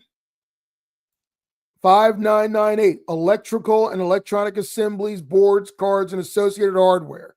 So again, if your company doesn't sell product, this generally means nothing to you. Now, I'm going to pull a fast one here. Read what it says right here. This contract will provide operation, maintenance, repair, logistics support, refurbishment, modernization, upgrades, and so forth for this program. Now, let me explain how this works. The way that the contracting officer is supposed to assign a PSC is based on the item, good or service, that accounts for the majority of the money in the contract. So what this is telling us is what accounted for most of the money in here was the hardware. And the services account for less of the total spend. In this case, see where it is, $79 million. Let me look real close. What? Okay. That's an award? Dang. Okay. Right. So most of that spend is on hardware, is what they're saying by using that PSC code. All right. But now, what do we got so far? 2 records, 2 different PSC codes. And again, if you don't sell a product, neither one of those in earnest means anything to you. So here's the third one. F. I can already tell you this is going to be a 3rd product service code. You know how I know? How do you know? This is so exciting for me. I don't know about y'all, but this is a whole masterclass. Because it had the letter F in it. F is environmental services. Wow. Okay. So now I'm under engineering services still, but what they were buying was other environmental services. All right. Now, again, this is the 3rd most grossing NAICS code in all of federal contracting by spend. All right. And again, almost 800 unique product service codes under it. And you wouldn't think that all those 3 totally different things would fall under engineering. I never. Correct. Yeah. Now here's, again, think about what it is though. How they plan to use what they're buying. That's what it is. So here's the last one. Classification. Electronic. Yep, countermeasures. Wow. Okay. Now here's the trick though. When you guys see this NAICS code, what is it you think the government's buying? I'm thinking they're buying like an engineer, a staff. Right, services, right? Yeah. The first 4 records we looked at are for products. Wow. So everybody owes me a Sazerac. All right, but no, so she got it. So here's the deal though. So this is how you do it, because now let's say your company actually does engineering services. Let's say that is one of your disciplines. So what I would tell you to do is get rid of the NAICS code and then go put in the code that actually represents engineering services. And now what I'm looking at is this. Everything in here is going to have the same product service code, engineering services. The likelihood that this is going to be much more aligned to what you do than what we were just doing is a lot more relevant. And so the bottom line is, now you start going through these, you have a higher likelihood of seeing success. Now, depends on what kind of services you do, whether it's mechanical, electrical, computer-based, civil engineering, all the above, but you choose based on those disciplines. The more you narrow this down, you start adding in some keywords, you put in a specific agency, then you're going to really see results that matter to you. Because here's what happens. And this is a little trick that we did with one of our companies. We switch tabs again. All right. So in here, what I'm looking at is everything under 541330. I'm going to go put in a fiscal year just to narrow it down some. So I'm looking at last year or year before. And then what I want to do is switch this to that. All right. Now what I'm doing is I'm looking at the product service code. That means engineering. All right. So what I've done is I've got 46,000, almost 47,000 records in here. I can't download that many at one shot. So what I'm going to do is I'm going to go pull up. Let's go do Department of Transportation. I knew this would be right up Ivan's alley. He's the detailed like how we are. I want to know the nitty gritty. So. All right. So let me pull up, make sure this works the way I want it to. I never really got into FPDS that well. I didn't use it correctly. So this is super helpful. All right. Let me go change this again. Okay. Share file. This is a master. Y'all better put some respect on this. He is giving y'all a real masterclass. Please, please drop a high five or a clap, a thumbs up in the chat. There's a lot of you all on here. Make sure that you hit like if you find this video valuable, and share it with someone else. Okay, let me go see. Can you guys see this now? Yep. Okay. Yep. This is a download from FPDS. You can do a similar thing in usaspending.gov. Okay, yeah. The difference between the two, USA Spending pulls information from FPDS. FPDS has more information and is updated more regularly. It's daily. USA Spending is updated usually weekly. So if you're looking for the most immediately relevant information, you want to go to FPDS.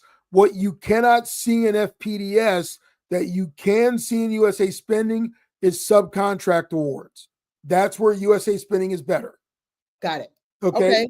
Now, what I've done is I've pulled a report here based on fiscal year 2024, Department of Transportation, based on that one product service code. So I'm going to now start a pivot table. Don't know if you guys have ever used these before. Michael Parks is laughing at me because he has AI doing it for him right now. Yeah. But here's the deal. What I've done is all the attributes in that report are now over here. So very easily, I can go click this button and tell you how much this report is worth.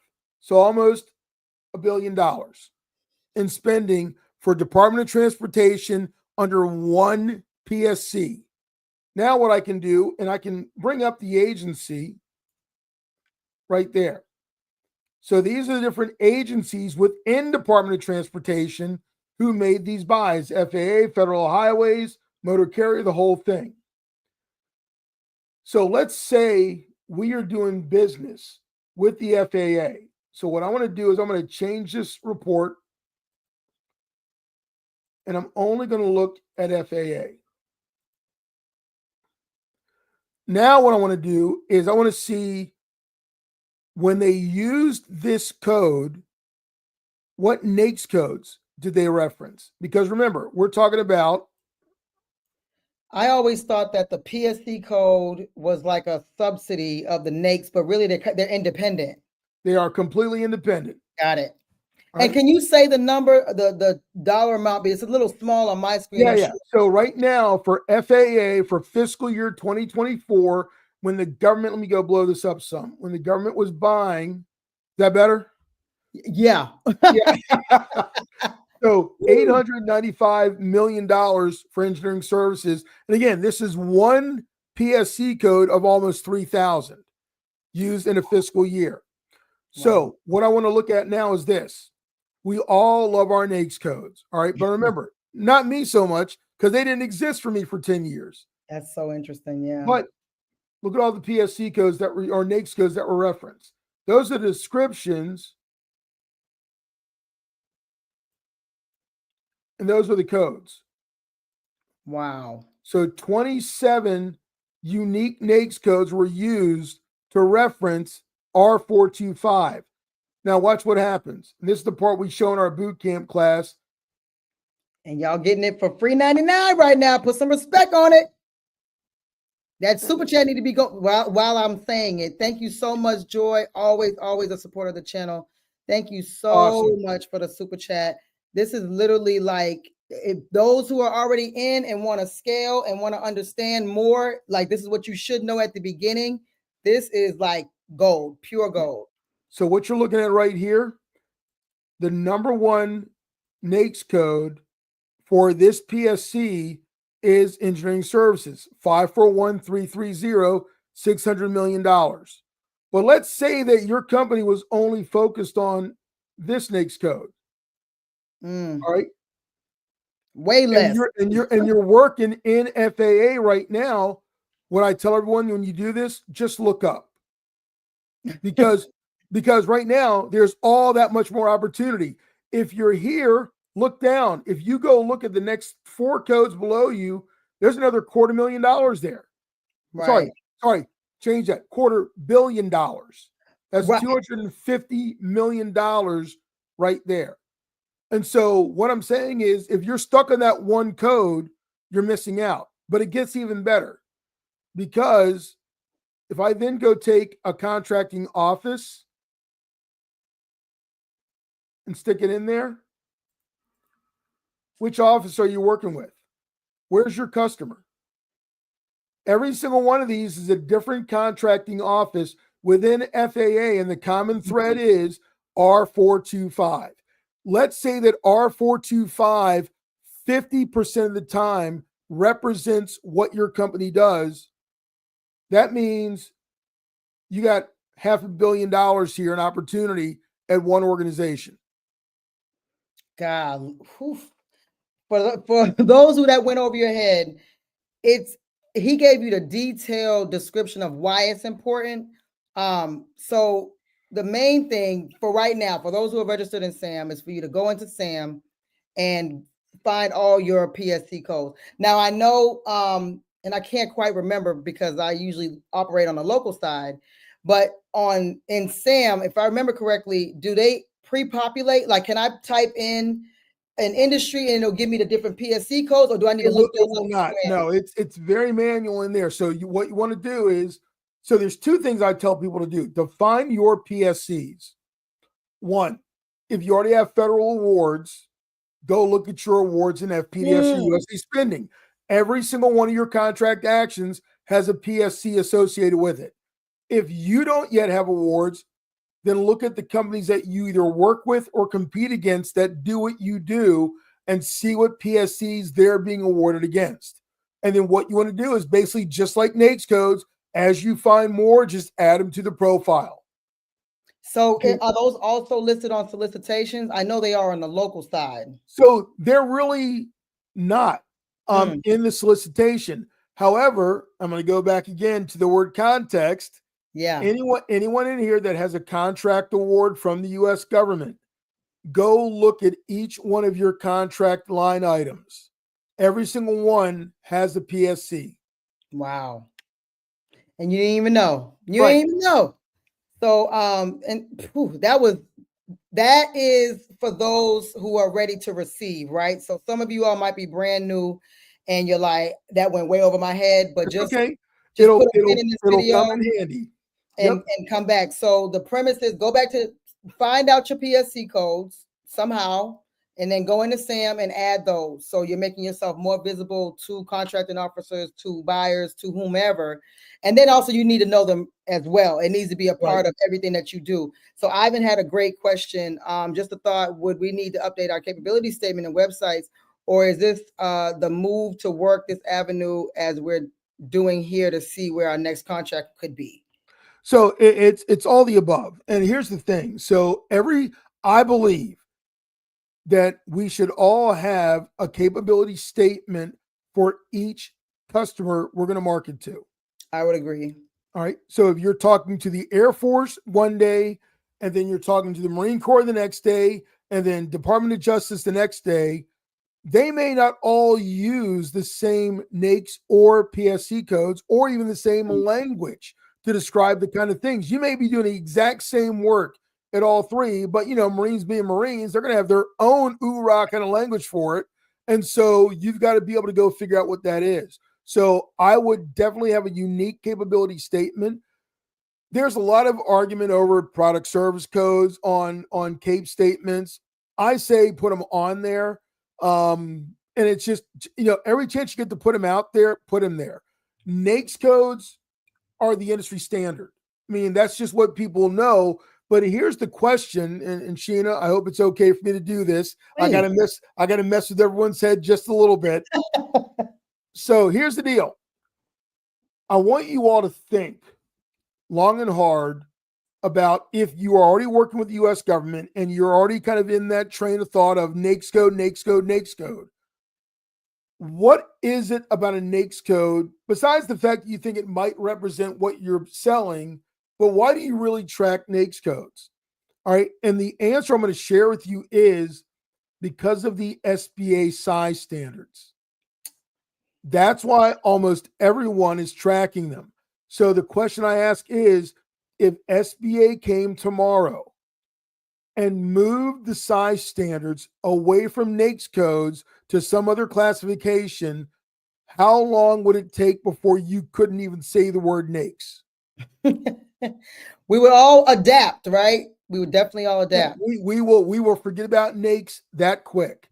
And so where I'm going with it is a NAICS code really, it is useful. It is not essential, especially in market research. In market research, keywords will always be your best friend. However, the challenge is in a lot of the databases like FPDS, not every record has keywords in it. So what you're looking for are trends. So when you see a PSC being used somewhere, see where else it's being used. And once you build kind of an idea of how that agency uses that code, then you can assume the trend. Now you can say most of the time when they use this, they're talking about something we do. Woo! Okay, so that's a great way to kind of like force ourselves to understand that these are separate entities, essentially. They are very separate. Yeah. PSC 100%. is very much involved in contracting. NAICS code, for those who don't know what a size standard is, depending on what NAICS code you have up to a certain amount before you're no longer considered a small business. So I think Correct. construction is like 32 million annually. So people might think, oh, I thought when I first started, and it's almost embarrassing to say, because like I said, you forget where the beginning is. I thought if you made over $1 million, you were no longer a small business. It makes sense if you never know anything about business, but then they have, I think one of my friends, she, that was one of the smallest ones I saw. She's like a professional organizer. And I actually got to ask her if she's using PSC codes because she can never really find anything for those. But anyway, so hers like 7 million. So that's low in the contracting world, but it's still $7 million. Right. So exactly. It varies greatly. And so to your point, the NAICS code is being used for reasons other than what we need to use, what we need to get out of contracting, finding, sourcing, researching. So it's just something that they've thrown at us all these last several years, and most of the people on this call only been doing this within the last couple of years. Yeah, so they're not an OG like you. Well, let me say this, and just to give context, because I dog NAICS codes all the time, and I don't mean to, but what they were created for in 1997 had nothing to do with federal contracting. So crazy. First, second, I assume most people know what I'm talking about when I say jobs report. No. Okay. All right. So Department of Commerce produces, every quarter the report on new jobs created or jobs lost. All right. That's the jobs report. That's what NAICS codes track. All right. How many jobs in each industry are gained and lost? So being added to federal contracting was not what they were created for to start with. Product service codes, yes, they were created just for that reason.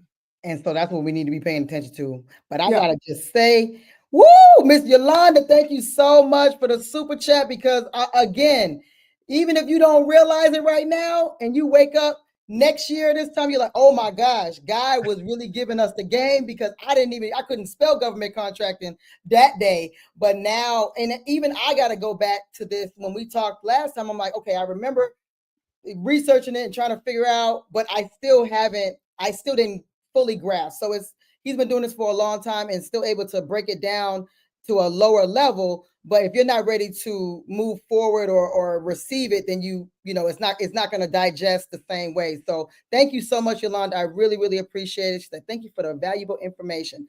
So I don't want to run out of time, because we could talk about, me and you, we could talk about this all night. Okay.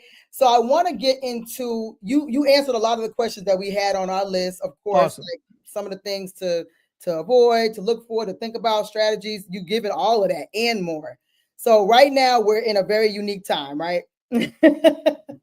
No matter, and we talked about it before. And so I'll just preface this conversation by saying, we're not necessarily in this conversation one way or the other. It's purely focused on, business and even maybe some employment part, but you can feel like all this is blah, blah, blah, blah, blah. But then we're trying to also encourage you to understand that there's some benefits somewhere in the trenches of a lot of mess, okay? And to stay positive and stay motivated, even if we're like, I hate this and this, but there's one little sliver of goodness that could possibly come out of what we're dealing with. So just prefacing them with that. So based on things that you have seen, experienced, know, just share about this current climate. Yeah, I mean, so I put an article out the other day, kind of talking about some of these things, and you know, I never go into politics. It's always about the function of what is going on in the business, in the marketplace of federal contracting. And so it's, people are going to take it the way that they hear it. I can't control that.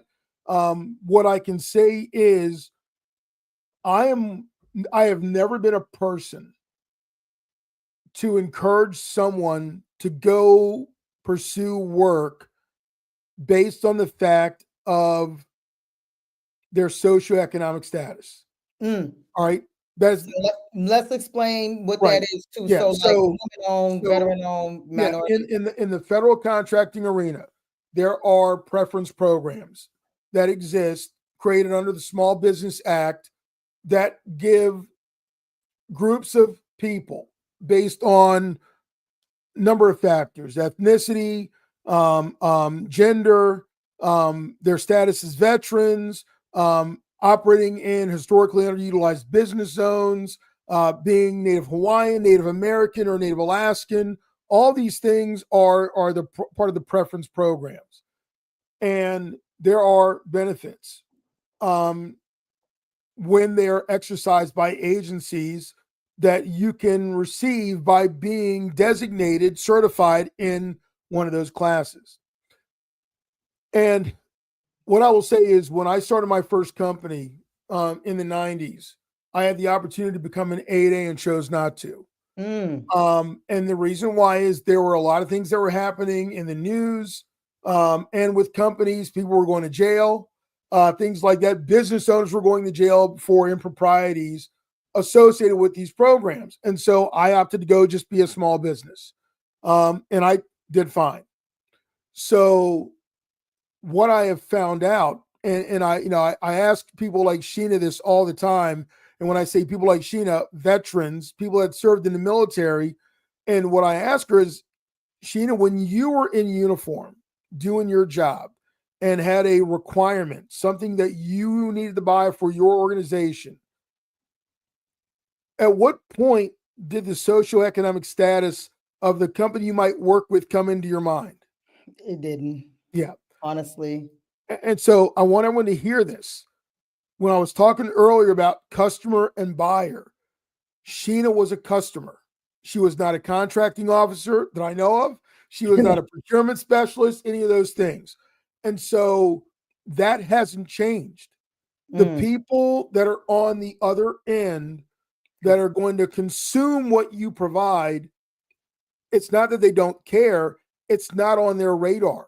That's not where their brains are. They are focused on getting the best solution, the best service or product for what they need.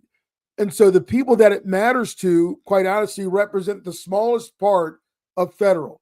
It's the small business office. It's the contracting professionals, and maybe some, compliance people here and there. But generally, that's the smallest part of the community. Everybody else out there is not thinking about that. Hell, they don't even know about NAICS codes, quite honestly. All right. They don't think about those either. And so where I want to go with this is what we're seeing right now is what I call an actualization of a lot of people's wishes. There have been attacks on the programs as long as I've been in federal contracting. There are court cases going back 30 years. All right. To basically make the 8A program unconstitutional, things like so. There's nothing new about this at all. Thank you. And we don't feel one way or the other in the current administration. We're just pointing out the facts. It is what it is. Yes. Right? And so now where we are is we have an administration that is using its authority to basically put things in play a certain way. Now, I want to make the case very clearly. My friend Curtis Merriweather had to talk about this on his program recently. DEI was based on executive order. The small business programs are based on law. They are two separate things. All right. The small business programs are not going away, have not gone away. They're not impacted as of yet. The only thing the administration did that was within their power was to roll back an executive order that the previous administration did that increased the percentage for small disadvantaged businesses, which is where the 8A program lives. So it rolled back to its previous levels. That's it. So that being said, the government still has the ability to buy based on using those programs. However, I'm going to tell you that is not the most important. And what I would tell everyone here is if you came into business based on what I've experienced other people getting in business for, including myself, it's because I felt like I could do a good job, a great job, or a better job than somebody else. It had nothing to do with the color of my skin or anything else. It was just, and I'm arrogant, so I always think I'm better than people anyway. So, but my point being though is that's what I believe most people are doing starting a business. And so if that sounds like you, don't lose that. Take advantage of every angle the government gives you to do business. If 8A makes sense and you see the customers you want to work with using that program to get to companies like yours, use it 100%.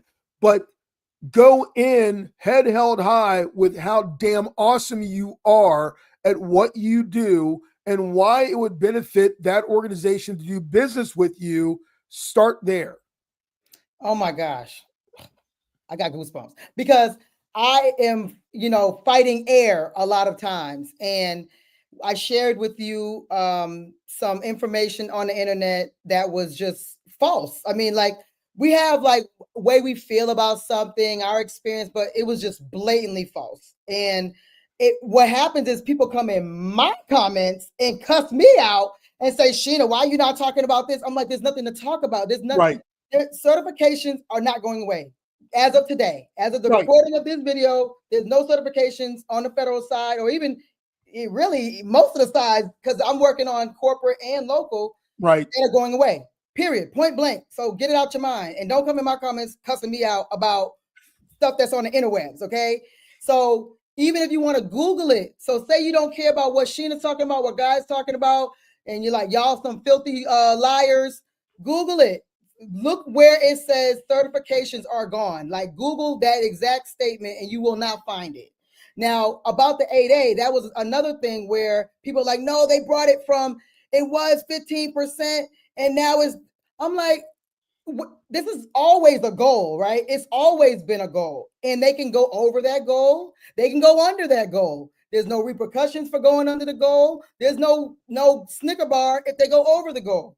And so I realized, and I say this in a couple of my videos, just my observation, and I could be totally off, but what I've seen in the Southeast is that they really focus on 8A, and in particular, agencies like CDC. They're like, you're not 8A? Like, get off my phone. They rather just specifically work with 8A, and I'm not saying because they're lazy or whatever. It might just be that's the easiest way for them, and it always worked for whatever reason. And then in the Northeast, they really love veterans. So everyone I know that's a veteran up north, it's like hand over fist. Down here, they're like, meh. So, and that's the observation that I made. But please understand that it's not the things that people are putting out. Please do your own research. I do my best to stay up to date with the things that are changing. We can't keep up. It's a lot. Guy does the same thing and puts it out, but do not start spreading, which y'all have already done, false narratives. And I love everybody on this call, right? But like, don't spread the false narrative. Right. About what's actually not happening. I've had people say, I don't want to get into government contracting because there's no more certifications. I'm like, and that's unfortunate, right? Because, and I'm sorry, I know I'm going on a rant. Let me just say this. But like, I really feel like with all the thousands of businesses I've had over 35 jobs in my life. Like, I'm one of those people who can pivot very, very easily. And I feel like government contracting is one of the best ways for a business, business enthusiast, minority, woman, whatever. You can find something in government contracting and make a lot of money. And so if money's your goal, if legacy is your goal, building, internal business forever and ever, like Coca-Cola, whatever your goal is, you'll find it in government contracting. And that's why people ask me, don't you want to do all these other business? I'm like, no, because this is it for me, because you can kind of pivot and move around, but it's still considered government contracting. And so people are going to lose out on that opportunity because of false information. And it really pisses me off. And that's why I started YouTube in the first place, is because of false information. And I felt like I had to be, Robin Hood, and like, no, we got to make sure that we giving the right information to the people that need it. Okay, rant over. So that's right. So let me do this. I'm going to share this with everyone. All right, I'm going off. So this is one of my sources. All right. So Rob Wong, if you can take a picture if you want, and what I recommend is anyone out there that's tracking this information, wants a solid source, go follow him. Here's why. Because in a previous life, that was Rob Wong. Associate Administration Officer, Government Contracting and Business Development. Oh, for the SBA. Yes. Boom. Yep. That's who I talk to. So when Rob writes things out like this, okay, and writes about, about Mr. Trump's executive order and its impact on SBA certified small business, this is where you want to get your information from. Oh man, that's great. Okay. And so he's going to tell you, and let me tell you, Rob was literally the guy at SBA. If the program was going to be shut down, he was going to be the one to do it at the time. Wow. So I trust him implicitly. If he says it, it is true. Wow. That's what I'm saying. Like, even if you don't want to, research or watch the news or do any of those things, you got a trusted source, at least something to, let's say that you're like, I don't trust anybody, like Ivan. I'm just joking, Ivan. But like you said, I don't trust anybody. I don't trust Sheena or Guy. At least if you take the information that Rob Wong has put out and say, okay, let me look further to get some data to back that up. Even that is a starting point, instead of just saying what someone else on YouTube or the internet is saying. I'm just saying. Exactly right. So Sheena, I want to throw something out there. All right, because I want to talk about strategies for a minute. We were talking about these earlier, and there was a couple things that I wanted to make sure I got across to everyone, because we're coming up on 2 hours and people might be getting tired of me by now. So they want to stay. There's a lot of people on. I know you can't see the number, and I never tell the number, but that's all right. That's so good. They're loving you. So one of the things I want to talk about is this. So I mentioned to Sheena before we got on. One of the things that I do when I'm approached by a company new to federal contracting is I have a rating system that I use. And the rating system is actually based on an article I wrote called The Three Strikes. So if you go to my website, my blog, you'll see it there. And the three strikes effectively are these. So coming into federal contracting for the first time, everybody has a strike against them automatically, because we have to learn the new marketplace. Yeah. So everyone has one strike walking in the door. The other two, though, are the ones that don't have to be. And that is, you're running a business for the very first time. Yes. And you're trying to do that while learning how to navigate a brand new marketplace. So that's 2 strikes. Here's the third strike. You have a brand new product or service that has nothing to do with what your background is.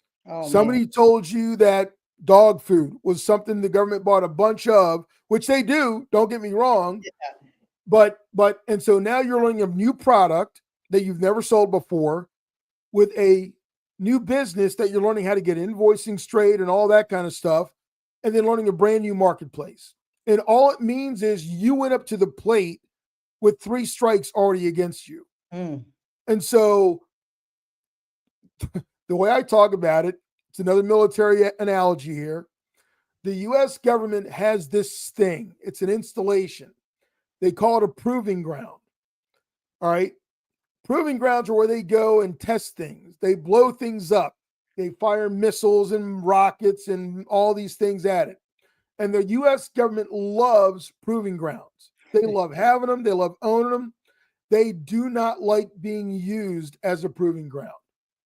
And so do not come test out your ability to run a business and sell a new product while learning how to do federal contracting on the government's dime. Ooh, tell them.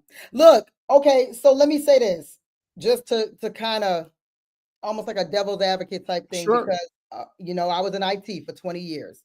And people will say, I want to get in janitorial because it's easy, and it makes my head fall off my shoulders, roll under the table, because I've even found, just for an example, people that are mixing bleach and ammonia, and they didn't know that will literally kill you. So, like, yeah, in theory, it's easy, right? But Right. you're, like you said, you can hurt people, you can kill people, you can hurt yourself, and then the government ain't got time for that, because there could be a mission that just because we pressure wash the Philadelphia Phillies stadium, if the seats weren't clean, people wouldn't come to the World Series in 2022. So everything ties back into everything else, even though it might seem simple. You need to really get that education first. And I always go back to saying, if I could do it all over again, because I think I know where you're going, I would have done it way differently and really gotten educated about my industry more, even though it was cleaning. Right. Well, so let me say it this way. So let's talk about the pandemic for a minute. Yeah. So the pandemic spawned a lot of these things that Sheena and I have to fight against on a regular basis. Amazingly, the minute the world shut down, because of COVID-19, there was this amazing osmosis effect that occurred. And all of a sudden, people that knew nothing about federal contracting the day before were just the next day were experts. And they were showing up on Clubhouse and YouTube and LinkedIn and everywhere else and just talking about federal contracting. I'm like, I've never even met you before. And I've been here for 30 years. Where the hell did you come from? It was amazing. But not only that, all right, and that's not hating. That's just calling it what it is. But they came out of nowhere. The fact, there were people who had companies working with the U.S. government on one day, and then they started to do a pivot when they realized the government was not buying what they were selling, but they were buying the hell out of some cranberries and syringes and face masks and everything else. So now that might seem smart, generally speaking, except if you don't understand what it means to get a defense rated order from the U.S. government and what that means to do, what the requirements are, then that's a problem. And I can tell you the story about a guy I know who's a Navy veteran who worked for DOD in acquisition, who pivoted during the pandemic, stood up a company, was taking orders from the government for PPE and all this stuff, accepted a defense priority rated order that required him to have inventory on what he was telling the government he had. He didn't have it. And it come to find out that not only did he get prosecuted for that and go to jail, there was a stolen valor situation. I said he was Navy. He was in there getting Marine Corps combat benefits from the VA. He had put himself out there this way. He was a criminal. No. And so my point being, though, is if you are going to go sell something, what you said, learn about your industry, learn what you're selling, because there's too many things. If you've never sold syringes before, how do you know how to tell the difference between counterfeit and real? Woo! And now people's lives are in danger. And that's exactly what happened. And it's really, we can learn, right? So this is the problem that I have is eventually I figured it out with janitorial. Right. The hard way. Okay. And no one died, thank goodness. But I was also willing to learn.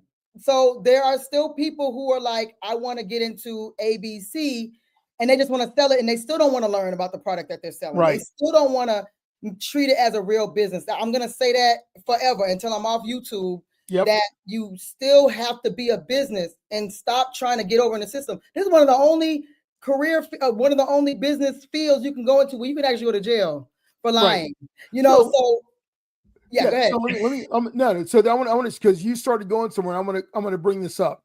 Yeah. One of the things that I used to get from people on Clubhouse when I was on there for a few minutes back during the pandemic is, and I have to say it this way, and I don't mean for it to sound as mean-spirited as it's going to come across. Say it.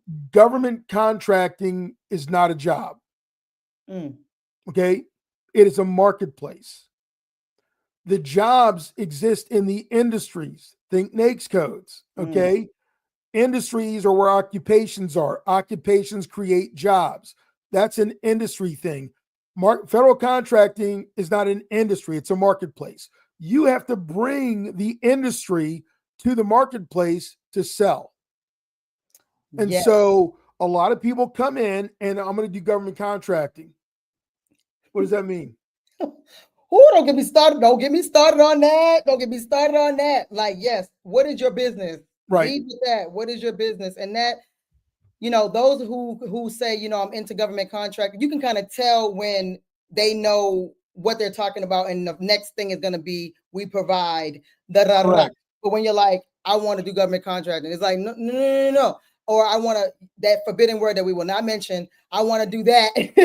And it's like, no, if you're talking to a buyer, if you're talking to someone that's actually in business, someone who's actually been in this industry for a long time, they're not going to know what you're talking about. They're going to say, what is that?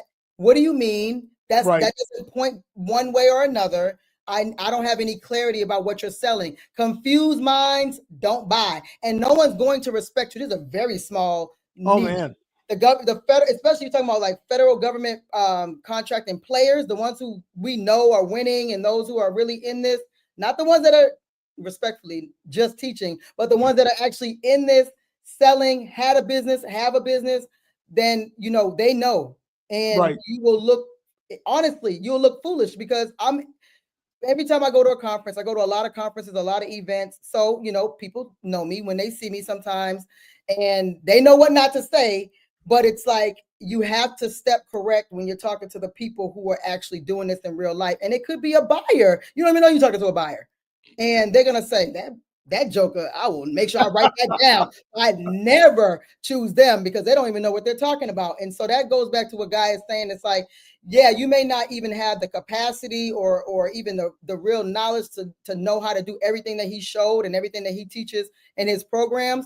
But at the very least, know your industry and try to research as much as you can in order to present yourself the best way. It's not going to be perfect when you start off, but when you listen to people that's giving you the shortcuts, you're going to lose every time. I've had so many people, they went a different route, which is fine. You know, anyone that teaches about government contract, I don't have true beef with them because at least it introduces you. And they won 2-3 contracts and then they're stuck. They're like, what do I do now? Like, I don't even know. Like, they don't even have a need. They don't have a path. They did gowns one day, hair the next day, sold shoes the next day, and they don't even know which direction to go in. Yeah, you might win a couple, and maybe if that's your aim, then okay, fair. Hey, I will shut up. If you're just like, I need to make a couple of dollars and then get out. But if you're trying to build a business, you need to build it like a business. You're using government contracting as a way to gain at least some of your business, some of your revenue. What do they say? Even a busted clock is right twice a day. Right. So, hey, if you want to be a busted clock, then be a busted clock. Say that, you know. But if you want to be a Rolex, then be a Rolex. Like, really take it seriously. And I'm going to stop coddling people. If you don't want to take this seriously, goodbye. Because the last thing I want people to do is to mess it up for those who I'm still in. I know Guy is rich and retired, but I'm still in this thing. I'm still in this, and I don't need y'all messing it up for me with your Chat GPT proposal that you just literally spit out and put into your requirement, and then saying the wrong things. Like, you know, I understand sometimes. I had the former procurement officer last week talk to my attorney multiple times. There are some times when you can talk to contracting officers, even after the bid is out-ish, ish. It's real sketchy, but you can and before. But y'all are calling like, how do I submit this proposal? It's like, oh, they're gonna start to change how things go when there's a big epidemic of, you know, a way that people are doing things wrong, you know. But anyway. Yep, that's right. That's right. So, okay, as far as because we touched on the administration part, but is there anything off the top of your head that you can think of that yes, that has definitely changed? Like, I know some people have actually lost their contracts, you know, Yep. unfortunately. They may get them back. We don't know. And one of the things that Letitia said, my attorney is Carl Gibo, but Letitia was actually on as a special guest, and she was saying that, you know, now some of her clients that lost their contracts, they're trying to strategize how to, you know, take what they have left and maybe try to front load funds. Like, is there any way that we can get, you know, in advance just in case the government shuts down? Or like, you can ask anything you want, right? You can like, ask anything you want. Yes. so Yes. and then also, are we able to provide, you know, maybe they were at full capacity with other contracts, they lost those contracts, so maybe they can redirect their focus to the ones that they still have and provide that same service for another organization. You know, like, they're thinking about different strategies in order to, you know, keep from being, you know, in the poorhouse. And that's another thing. That's a business thing. And I always tell people, you guys are asking me business questions. I'm not necessarily here for that. Like, if you have a government contractor question or how to do stuff, but not business questions should be, you know, you or your industry or something like that. So, yeah. Well, I mean, what I would say, and for folks, you know, in federal contracting, you know, who are actively here right now pursuing contracts, have contracts, maybe saw a stop work order or a cancellation, understand that unless you were doing something that was so specific that it was only needed that one time there, which really never happens, that need is going to exist somewhere else in that agency and beyond that agency. Even the things we're seeing with like USAID being, you know, shut down, there's still work going on. It's going to be positioned with other agencies because there are things that just have to continue based on, you know, treaties, laws, all these different things that are in place. It's bigger than just a contract. There's a basis for the contracts that is probably in some cases founded in law. So there's that aspect of it too.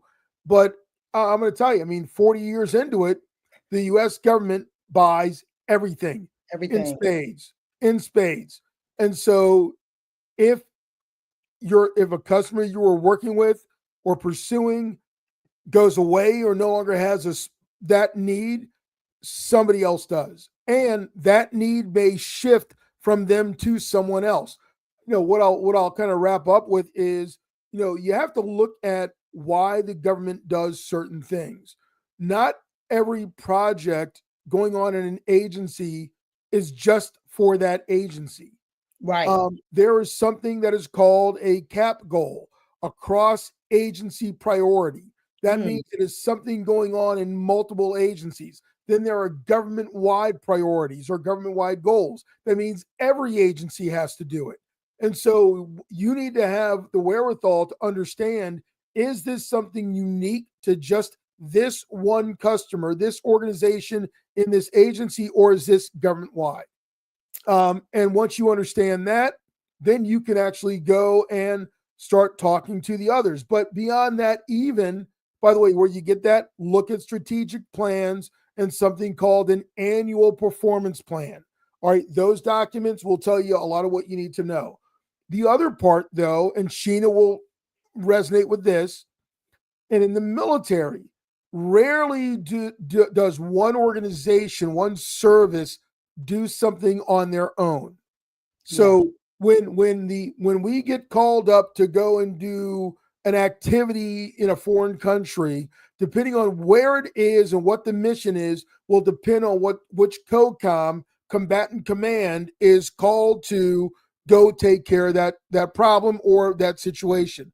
And so the military has always operated, in my years anyway, under a coalition approach. It's a joint activity. Army, Navy, Air Force, Marines, or maybe just Marines and Air Force, or Navy and Army, I mean, whatever it is, but they're going at it together because there's unique capabilities that each one has. Well, in the government space, if anyone has ever heard of a fusion center, for example, this came big after 9/11. It's a law enforcement hub run by the FBI all over the country, I think around the world too, that also pulls in tribal, local, state, federal, and international law enforcement organizations. And so if you are doing work on a project that looks like a fusion center where you got all these other organizations involved, who's your next natural customer? It's called swing a dead cat and you'll hit them, because literally they're all around you. They're all around you. And so when you think about it, if you're working at HUD right now on a project for veteran housing, who's another stakeholder for HUD? All right. It's called the VA. Yeah. All right. They run a program called VASH. All right. Which is literally a housing program that VA and HUD got together on to work on, to operate for veterans. So think about your work and your pursuits that way. So there's a saying I put out there. It's called RTFM. Read the full message. All right. If you have a statement of work, read it. You have a performance work statement, read it.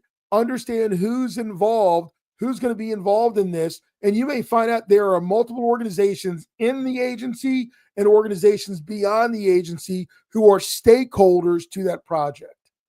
Woo. Okay, so I really like that, because it prompted me to think about a contract that I was a part of, and it's like a much lower level. So I was about 3 subs down, but it was still a good contract. Yep. And and even in that it was a federal building with several federal agencies like Army engineers, Social Security, Department of Education, like everybody was in this building. Yep. And so outside of what we did, those agencies also needed work. So of course, this was like my first major federal contract, and I was several tiers down, and I got notified last minute. So of course I didn't have time to strategize, but there were a couple of me and then the one person above me and a couple people below me got like micro purchases within that contract. So it's like, it's understood that, hey, I'm going to be in this building with all these other agencies. Yep. And they're going to need some follow-on work that's not going to be a part of this contract, because, the contract locked. And so you can't really pull from that, and you're not the prime. Right. So that's a really good way, ethically, to try to get more 100%. Work, or even build a relationship, because maybe they don't need anything right now. Maybe that person bounces to another location, whatever the case may be, which actually did happen. Mm-hmm. And you have that contact, you're able to build more on what is just in front of you, even if what's in front of you is not even in fruition yet. So really, really good point. So we are over 2 hours, but I appreciate you hanging out with me. So I want you to talk about each of your programs, each of your businesses in detail, so we know exactly if someone's like, I want to, go into one or the other. Yeah. Well, and so I only have one company. So it's just the American Small Business Coalition. Okay. Everything we do comes out of the ASBC. You can find me online. Our website is literally just theasbc.org. I'm going to put it in the description. Awesome. Thank you. Yeah. The program we're known for the most is our boot camp, Ethical Stalking for Government Contractors boot camp. It is starts with a 2-day in-person workshop, followed by 1 year online in the alumni group. So the bootcamp.theasbc.org is, if no matter who you are, novice or most experienced federal contractor, you will come away better. Government contracting will look different to you before lunch on the first day. Whew. I mean, putting it out there. I mean, I've had Khaki in there and Accenture and all these folks coming in, and they come in there like, damn. And so, it's mainly because we're talking in a slightly different game. I have a different context than Sheena does because I'm older. And so I've been doing it longer. So I've seen things that just weren't there for her to see. Right. She's seen things that you guys haven't seen before, and so on and so on. So my context is based on what I experienced when I was you. And I've pulled that forward and applied it to what's going on right now. So when I look at information out there, I'm looking at the same thing you're looking at, but I'm seeing something a little bit different because of that context. And that's just like the PSCs and everything else. So it's just knowing that they're there. Until somebody tells you something is there, you'll never pay attention to it. And that's what context really comes down to. You guys can get me on LinkedIn. There's only 2 Guy Timberlakes on LinkedIn, and you cannot miss which one I am. Okay, picking up what you're putting down. Yeah. Okay. And I'm going to put the link in the description. We do have a couple more questions if you don't mind. Oh yeah, absolutely. Okay, so all right. So Big Ben said, this is a statement, I think. I started my first first bid. An addendum was posted that said total contract value was $55,000. My bid was got to be at least 60. I don't understand what you mean, Big Ben. Okay, he rewrote it. Okay, he rewrote it because the solicitation said 55,000 was a contract value. Would my bid of 60,000 have been rejected? So when you say the solicitation said 55,500, was that a federal bid, first of all? Right. Yeah. So answer that, Big Ben. If it was a federal bid, and where did you get that number from? Was it they saying it was a budget or well, what? No, because what I'm wondering is if it was federal, did they cite that as the independent government cost estimate, the IGCE? So you gotta look at that. Look at it, Ben, because I don't know. And there's a lot of y'all in here. Make sure you hit like on this video if you're just joining. Please. And so, Ben, if it was an IGCE, if it was basically what the government estimated their cost to be, which basically is a number that is based on their previous experience of buying that product or service, that includes your profit also, previous contract was, no, yours wouldn't be rejected because what about inflation? What about increased cost of goods and services? So no, yours would not have been rejected for that. And good for you for finding, I don't know if someone asked and you just use that knowledge, but you'll be surprised how many people don't use that knowledge. So at least you had it. And just that's a base. And then it has to be the same size and scope. So there's a lot of factors with that. And whatever the contract was, Ben, is what Sheena just said, if nothing changed in the contract, they didn't add a couple more line items in there, didn't increase the scope a little bit here and there. So unless it was completely apples to apples, you still have to take into consideration the cost of goods and services changing year over year and inflationary increases. Absolutely. Yes. And Mr. R said, is 100% subcontracting allowed with state and local governments? Yeah. And I don't know the answer to that, but I'm going to assume no, because they have some of the same rules regarding like limitations on subcontracting and things of that nature. So you would actually have to go talk to someone, either, current or former contracting official at the state level, or an attorney that knows the state you're talking about. But usually what happens is this: in federal contracting, we hear about this whole middleman thing all the time, blah, blah, blah. Here's the deal.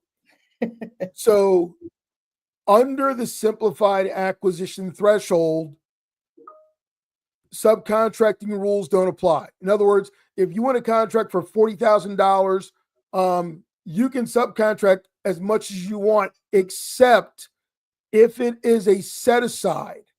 If it is a small business set aside, the only way you can sub out the work, any of it or all of it, is if the company you're subbing to is similarly situated to you. So in other words, if you are a veteran-owned small business and they're awarded, and the contract's awarded because you're a veteran-owned small business, then your company you sub to has to also be a veteran-owned small business in order to be compliant with the contract.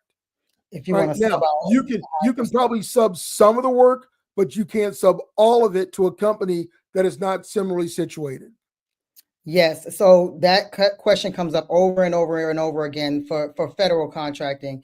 So I'll say for local side, because we live in local, it really just depends on what's written in the solicitation. Sometimes they don't give a damn who you sub to. Sometimes you're not required to provide that unless it's skilled labor, or they may not ever ask, or you can, I don't ethically hide the subcontractor into like absorbing into your company, so it's not regulated nearly, not even 1% of the way it's regulated on the federal side. So I would say if the solicitation says you cannot use a sub unless it's pre-approved, or it says that, and it has that language sometimes, but it's with the federal side, it's going to be tracked more, because they're going to, especially when like Guy said, as far as it being a set aside, there's a lot of things that these contracting officers are not going to lose their job over because of you. So on the local side, it's way more, it's easier typically, unless it's sometimes with construction, it gets a little tricky, but general services is usually going to not have that heavy requirement on whether or not you can sub and what percentage that is. Because you can sub some, even on the local side, I don't ever really remember seeing any percentage. They just say they want to know who the sub is, because you can't bring trash over here just because you don't personally do the work. They just want to know who it is and vet that person, but it's usually not anything to do with a percentage. Yeah, the main thing you have to look for with any kind of contract set aside for a small business is if there is a self-performance requirement. Yeah. All right. Is there a certain amount of work that you have to do as the contractor of record versus somebody else doing it? And it's funny that you say that, because there's a contract we're working on right now where it's a CMAR, which is a contract manager at risk. So we can't perform more than 30%. We have to hire subs. So, and that's local. So it could work in reverse as well. So just keep all of that. Just read the solicitation. It will literally tell you what you can and cannot do. And even if you submit it, like we had a case where it was construction. So construction, and I guess it's for all set asides. I'm going to assume it's 8. You can sub out 80% because it's usually skilled labor, blah, blah. And that gets a little tricky because it's the labor and not necessarily materials, but nonetheless, it's higher than most of the percentages you can sub out on the federal side. But if they still see that you are heavily relying on your sub, they are not going to say, they don't care. They're going to say, no, you haven't swung a hammer ever. You sell plants. No, it's not happening. So that's another thing that when people are getting into this, they think they can do those types of things. And if you're selling this service for $5 and the government don't care, like they got too much on their plate that day, and they're like, well, she said you could do it for $5, so you want to do it for $5, and it's a firm fixed price, and these people are winning at these super bottom basement prices only for that, like not even turning a profit, but paying the government to do the work. And sometimes people say, I don't care if I got to pay the government. It's like going through a MBA program or something. Got it. But if you are trying to make some money and you got to get your kids' college fund in order to fund this contract, that's not what this intent is. You know what I mean? So Ivan had a quick question. Can your boot camp be funded with GI Bill or any other government funding? Also, is there a virtual option for the 2-day? Just curious, because he's out of the country. Yeah. So there's not a virtual option for the 2-day. The 2-day we did during the pandemic, and we were thankful that we could do it during the pandemic, but we will never do it virtually again. And it's just there's too many things involved. We look over your shoulder during the 2-day, where you're actually hands-on for over 50% of the 2-day program, doing things like the pivot table I pulled up, things like that, based on your company's information. So there's 2 of us that lead it, myself and Michelle, and we are walking the room, whispering in your ear, helping you do things. And we just can't do that on a virtual. I don't know about GI Bill or anything else. I mean, bottom line is if you get money from the GI Bill or something like that to pay for it and you're authorized to do it, we'll take the money however you want to give it to us. I think it has to be pre-approved, but yeah, I would assume it probably has to be pre-approved for sure. Yeah. But yeah, and that's something me and you need to talk about, because that's something I wanted to if the program, if your program or my program is robust enough in order to pass those, then that'll be a great segue. So last bit of questions. He said he's gonna book his flight. Yes, last bit of questions, everyone, because we went way over and there's more people on now than for the whole show. So they loving you, Guy. They don't like listening to me. There be two people on. Look, I appreciate it. I appreciate it. Yes. So is it Vikrant? Can I attend the paid BD breakfast if I am a free member of the ASBC? Yeah. So he's probably talking about the business over breakfast that we do at Silver Diner. And yeah, that's not a members only activity. That's open to the public every Wednesday morning, 7:30 a.m. at Silver Diner, Tyson's Corner. $35 is your ticket fee that includes your breakfast. You're welcome to join us there. Absolutely. And yeah, it's open to everyone. Okay. Do we have the link for that? Like where to get the event? Yeah, just send it to me so I can add it to the description. So make sure before y'all get out of here that you hit like on this video, please, please, please, because he just gave a whole masterclass, and I know both of us are gonna go to sleep after this, because this was super, super helpful, Guy. Again, I'm a total fan.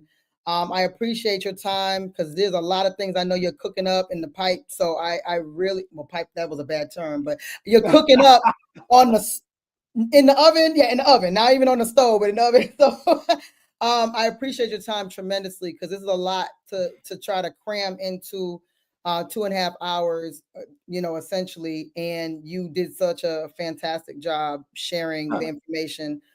Next level, like I said, detailed. So, I want everyone, look, I always say it, do not come to this man's inbox asking how to start government contracting. If they do, send them to me. Send them to me. I know you can hear them, but send them to me. He is obviously a strategist. Like, it's next level. So you have to ensure that you are doing pointed questions if you have questions for him. Super, super, super in depth with the knowledge of government contracting from years and years and years. So like you said, you build on that. So he's able to give you a very robust answer. So you have to be ready to receive that, and not just, asking those preliminary questions that you can find elsewhere. Just like he said about when you're talking to contracting officers and buyers. So doesn't look like we have any more questions. I'm not opposed to questions. What I'll tell everyone is, we have, I write a lot. I do a lot of blogs. Yeah. And so you'll see them on my website. You'll see them on LinkedIn. And what I would tell you to do is, my blogs, friends of mine make fun of me. They say they can hear me in their head. So when they read my blogs, they can hear my voice.